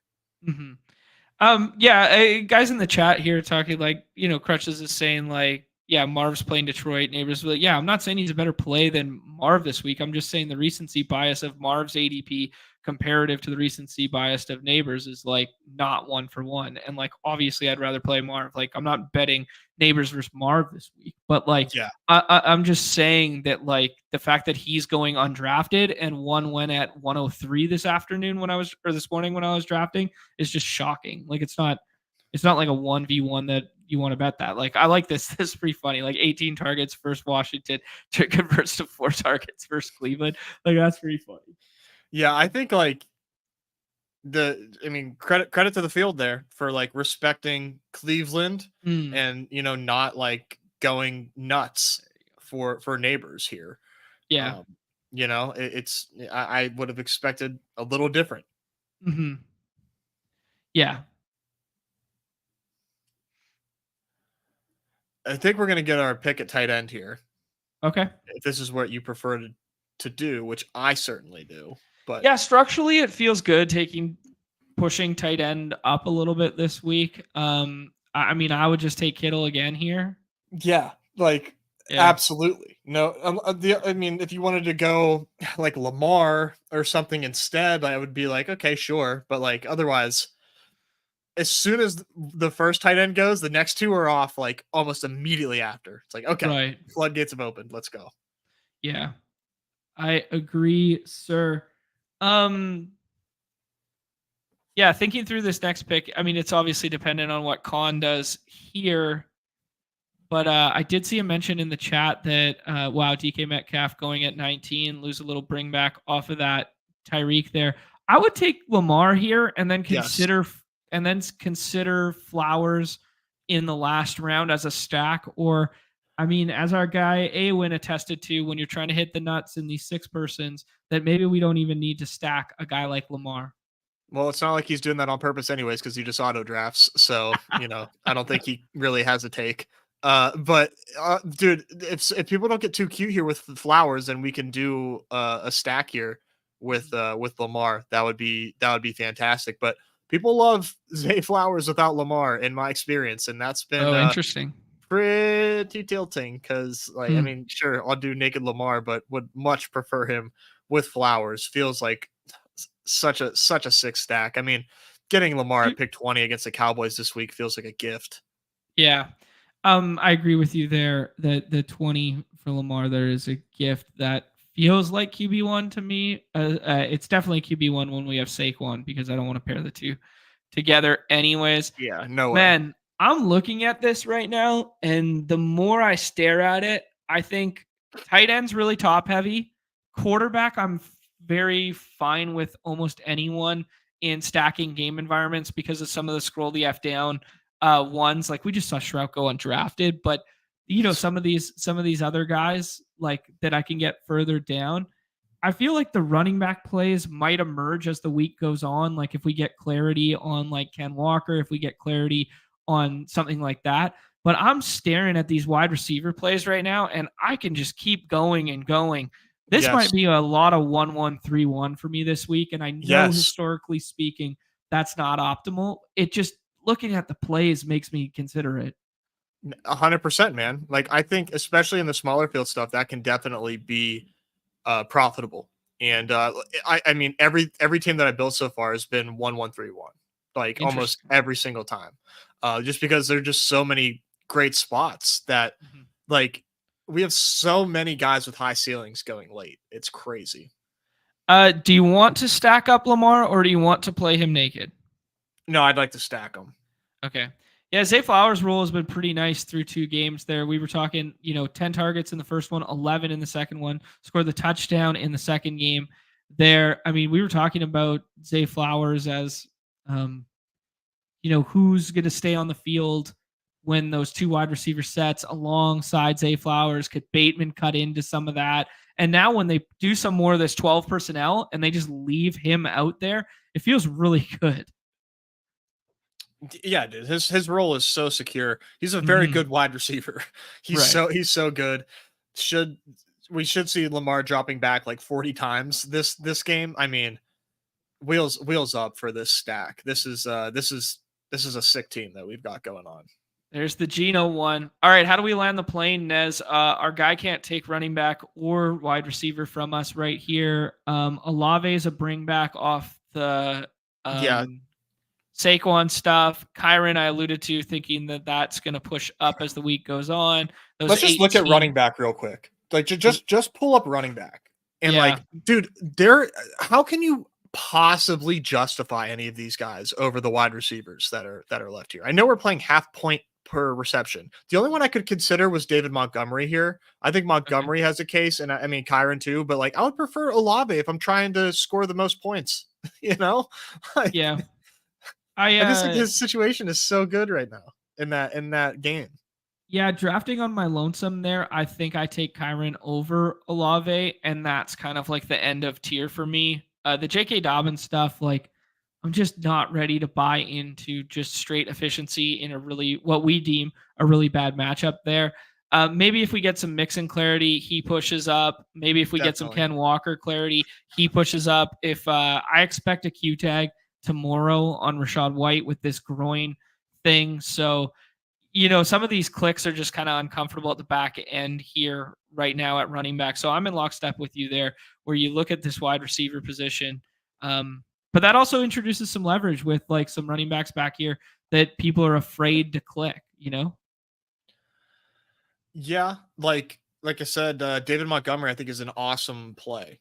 I think he has 2 touchdown upside this week going against the Cardinals, and he's gotten some usage in the passing game as well. But like, if I'm trying to score the most points here, it's really hard to not think that these Saints wide receivers going in the last round against this Eagles secondary is not a generational wealth opportunity. I mean, this is exactly how it felt last year when the Niners were going up against the Eagles, and like the Niners pieces were not priced up enough. It was just like, Right.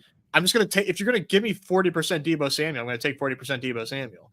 And Right. I'm going to have so much of the Saints passing attack this week. It's not funny. Cool, man. Yeah, I respect it a lot there. Audio listeners, Lamar Jackson with Zay Flowers on the stack, George Kittle at the tight end position, Saquon Barkley in the first round there, Tyreek Hill, not sure how to feel about it. And then, as Nez is alluding to with the Saints stuff, Chris Olave in the last round there. Nez, shall we try and fill a dog bowl? Yeah. Let's end it with a bang here. All right. This is my first dog bowl of the week thus far. We got 4 more spots.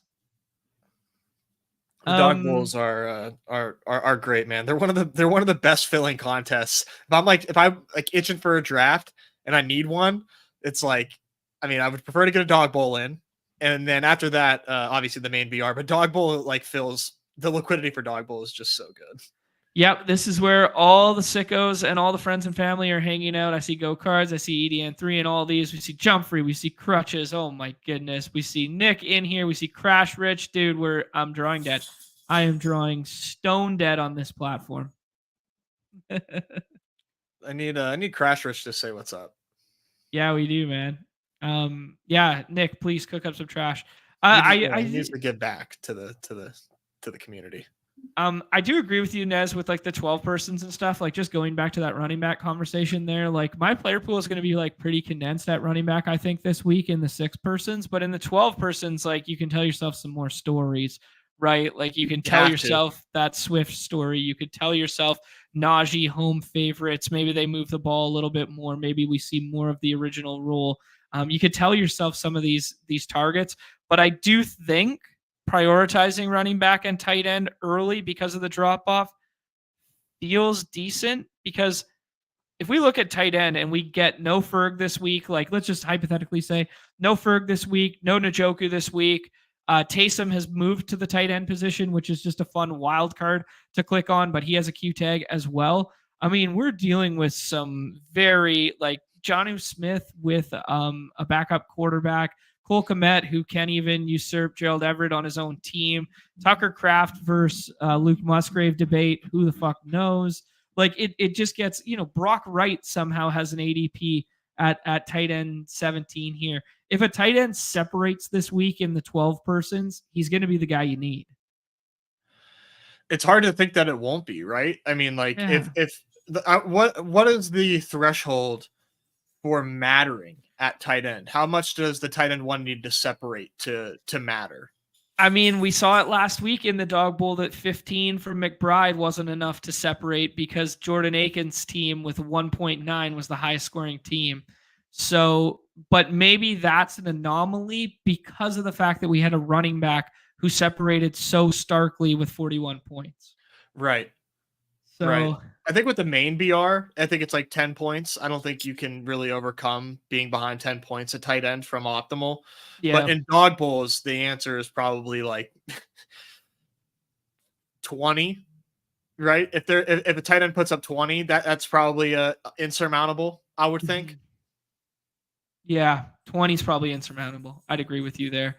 First round, Jordan Mason at 8 there. I like it.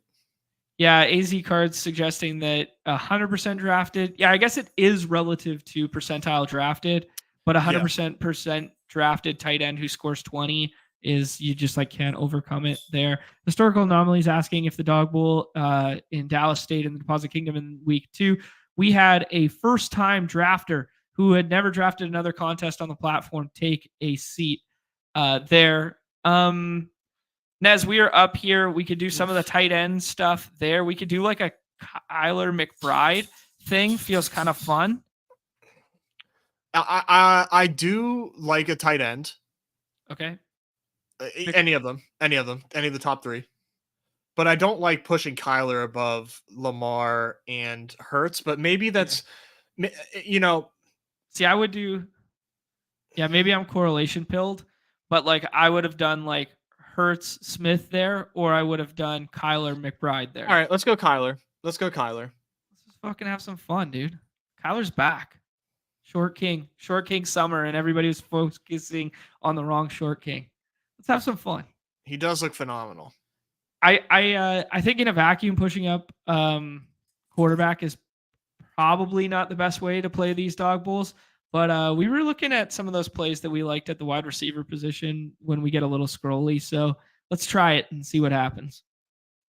Yeah, we'll see how it goes. We need Kyler to absolutely cook again. And it obviously needs to be the McBride. And I think the McBride smash games are totally coming.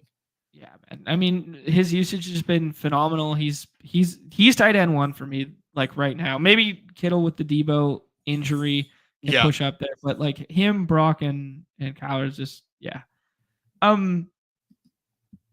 Sorry to close the book on historical anomalies question there. Yeah, first time ever drafter took down the first seat there with a Jordan Akins team. So nasty, so fun, so cool. And then 2 badged up players that I think one might be a Deposit Kingdom guy, but doesn't participate and doesn't talk much. But I've looked up both on Twitter and Deposit Kingdom under that tag, and there is someone who goes by that name that's lurking in the shadows. So I think Drap might be Deposit Kingdom guy, but outside of that, just 2 Red Badgers and a first time drafter. So we got our first underdog story of Dog Bowl.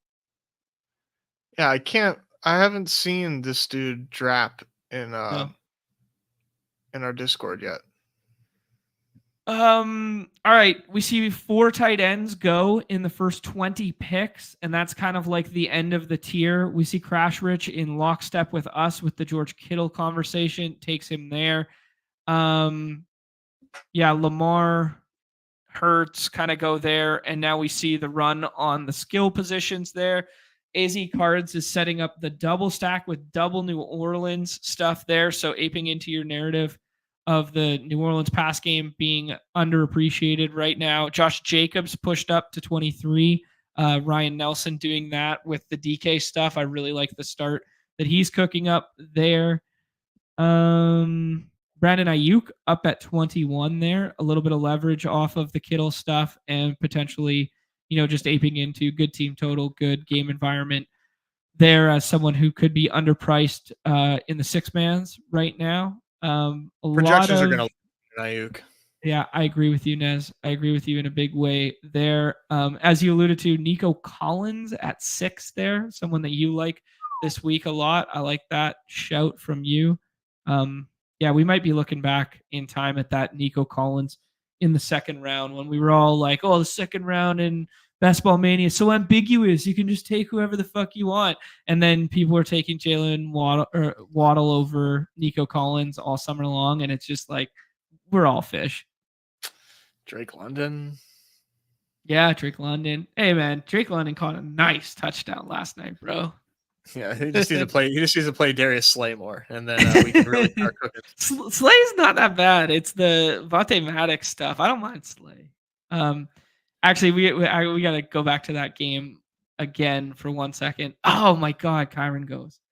Damn it. I'm more tilted about James Conner going. We have the Arizona stuff, so never mind. But yeah, Connor's going to project phenomenally too, as he goddamn should. Okay, we'll see what Crash Rich does here. I'm thinking of 2 players, and then I want to know what you think. All right. I might have a controversial suggestion. I think he's going to take one of them, so we'll see. There's one of them gone. So there goes my Neighbors. I wanted Neighbors there. I was going to suggest David Montgomery as the bring back off of the Arizona stuff. Yeah, bring back aside, he just is going to – I think he's just a great play at the running back position. He's a bit of a gift at the 3-4 here. Losing the neighbors pick stings in my estimation. But we could do something else at the wide receiver position. We could do, Mike Evans if we buy into the Surtain narrative not being that crazy. DK Metcalf got him in week 1 already. There, we could play revenge Diggs. Yeah, I like the JSN pick, and I like the Amari Cooper bounce back. Yeah, I would say those are all really good suggestions. I think I want to do Amari Cooper, but all right, let's do it. I can't tell if it's too early, but we'll do it. There's no such thing as too early with the BadgeBros, baby. Fucking scroll, I don't think he's coming back to the. He's not coming back to the 5-6. 0% chance he's coming back to the 5-6. We'll like our options. We'll like our options. Well, Shaheed, I did not see Shaheed go 2-3. Shit. Yeah. Did you know that people call James Conner Concrete Connor? Oh, like that wasn't a nickname. Where was this information when I was drafting in the summer? Like Concrete Connor? Dude, I was watching that ball game on Sunday afternoon and they're calling him Concrete Connor. I was like, this motherfucker just made this up. He made this up right on the spot. Nobody calls him Concrete Connor. Nobody's ever called him Concrete Connor before. Never. I mean, he was a Steeler where, I mean, it's all about blue collar work, and they never called him Concrete Connor there. Exactly, right? James Earl Connor. Wow, I didn't know his middle name was Earl, and there's no nickname listed. Yeah, James Earl, RIP. There's no nickname listed on Pro Football here. Yeah, they made that shit up. I think they fully made it up. Shoot, we were talking about last night's game. We were talking about, I had something important to say. We were talking about Maddox. We were talking about Slay. Shit, I lost it, man. This is why you're the smart one. I don't even. That's not even true. It was something about last night's game that we didn't hit on. We talked about the prevent defense stuff. It was the Jalen Hurts rushing. We haven't talked about the Jalen Hurts rushing. So there was 2 times in that game where the quarterback on both teams was declared dead by the Twitter timeline. Okay? Everyone declared that Jalen Hurts can't run. He hasn't had a good run in years. He's not the same guy as he once was. And then on the following drive to start the second half, I think he had like 40-something yards rushing on that drive alone, including one that was on like a 3rd and 8, third down play where he spiked the ball after, and it looked pretty badass, right? We declared him dead. Then everybody was calling, put Penix in, right? Like everybody wanted the Michael Penix experience. And then Kirk Cousins leads a game-winning, game-ending drive, and he was declared dead at halftime as well. I just love the overreaction associated with football when you're just watching and spouting out words. Yeah, primetime games always give us some awesome takes. The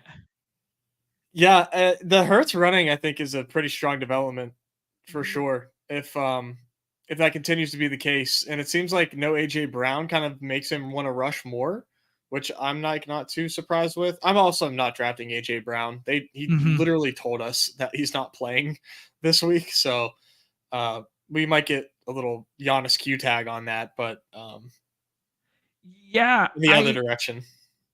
Yeah, as much as you like trust like Lisa Salters as like a sideline reporter and you do that, like that was the only reporting of it at all. Prior to that, I mean, like what if he just logs like an LP and this is generational wealth opportunity for a game environment that we really like. We can take him with our 5th pick right now. The swap options won't be like that crazy.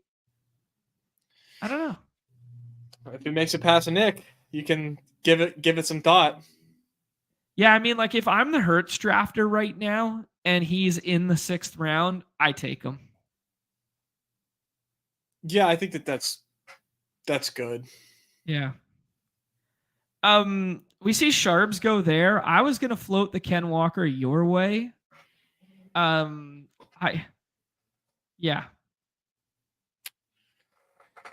I don't know about that necessarily. Might need to look at just like wide receivers on their own just real quick just to see. It doesn't look Oh, I got good. a name, bro. I got a name. Your Jawan Jennings pick is looking more appealing the more we scroll here. I did not expect things to look this bad. Yeah. I was gonna suggest. I mean, Calvin really scored 2 touchdowns last week. I was gonna suggest Deontay Johnson and buying into this red rifle narrative. Yeah, I don't think it's that crazy. I like it. I mean, like he unlocks, and then I think I'd like to take Ken Walker, which means we should take Ken Walker first. Okay, go ahead. Like Ken Walker looked like he was on track to play last week. And if we can get him in the 6th round here for a potential game environment that we like, I mean, I'm pretty in on that, no? I mean, he didn't practice at all last week, right? Let me circle back. I think he LP'd, but let me confirm just so we are not fake sharps. We are actually talking. This is already shifted to week. It's already shifted to week 3. I'm sure I can find historical data on practice reports somewhere, but the place that I look for practice reports has already moved to week 3. So I do not know. Yeah, I'm pretty sure he was like DNP all week. Yeah. Okay. So this is like kind of an interesting one too, because he had, when he first came into the league, he had the hernia. So, an abdominal thing here, definitely something to monitor, but like, you do have some swaps there. Man, where's the Jalen Hurt? Oh, that was Nick. He took Waddle over AJ Brown. Right. Yeah. And which is so it's up to Jalen Waddle being there in the 6th round. Like he can catch a slant and take it 65 yards, man. Like he's right. He has the yak ability. Yeah. So yeah, AJ Brown's about to go undrafted here because crutches can't take him. This dude can't take him. Jumper needs a tight end. EDN needs a tight end. Yeah, AJ Brown's going undrafted here. So now after doing this, Nez, seeing as though this is my first dog bowl of the week here, I mean the scarcity narrative at tight end might be a mirage. I mean, if the tight end separates, he's the guy you need. But our team would look so much better right here. Let me see. I'll give it another zoom there. Is that better? Yeah, looks good. If we go like that. Oh, it cuts us off. Hold on. How about that? Yeah, looks good.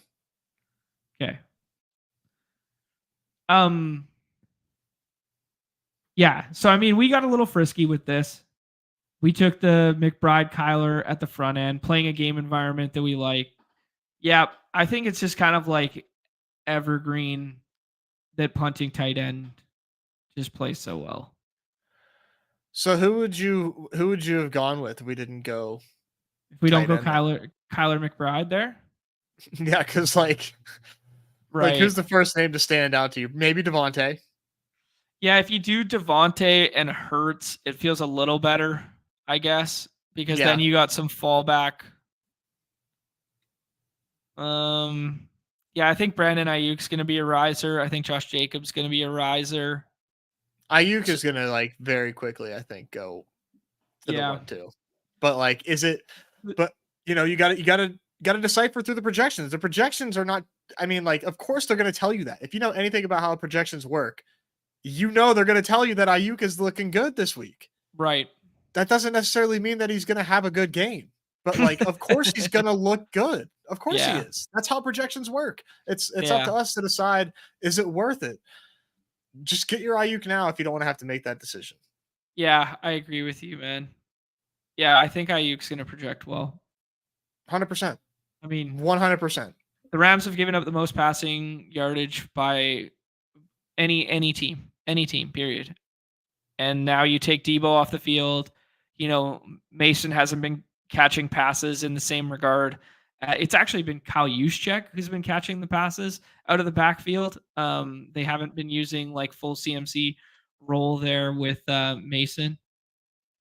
Yeah, it's interesting because like, we had to spin zone ourselves with our last two picks there as to like why Ken Walker and Deontay Johnson are like decent picks, opposed to you don't have to spin zone shit at the front end of the draft board if we just take Devonta and Ayuk there. Yeah, I think Easy kind of mentions it too. The 12 hole is just such an uphill battle. Right, it is. You Yeah, know? we did draw the raw side of the equation there with that. Yeah. Man, it wouldn't Yeah. it wouldn't surprise me to see like HN and Nico. I mean, maybe people are just gonna keep clicking Kamara, but like it wouldn't surprise me to see them flip. You get like an LP and a DNP from Mostert and Jeff Wilson this week. Yeah. Yeah, I mean, a lot of ambiguity this week, which is why like I really want to attack you know, the these drafts before Wednesday. Not that I think that, the projections are always correct, but it's going to immediately make these rooms sharper. There's just players that are just simply not on my board right now at current prices. So I want to take advantage of that. But I do need to shut this thing down. This 3 o'clock is whenever my pregnant wife needs food, and I'm getting blown up here. I had to put my phone on D&D. She's blowing you up from the other room. Oh my goodness. That was a tough scene. All right, we got 400 some of us hanging out here. We will be back tomorrow. Most likely same time, same place, same whatever, just behind the paywall. And we are going to primarily do nothing but drafts tomorrow. Though I did see our guy GA in the chat there suggest that higher lower on 19 and a half minutes before they actually jump in on their first draft. I'm taking the lower on that one. We will use the CD Lamb pick'em thing tomorrow then. We didn't get there today, but we will use, there is a 0.5 free square there in the pick'em lobbies. We'll use that tomorrow to build something out for the weekend. So tomorrow, back behind the paywall. Thursday, we'll probably do a primetime Palooza, and then off and on the clock with Peter over Zed on Friday. That will be probably the only show that differs in time, which will be at 2:30 p.m. Eastern. Give us a like, give us a follow. If you didn't listen to yesterday's stuff with Nick and Awin on some good evergreen conversation about play styles and how you can like be effective on this site in different regards.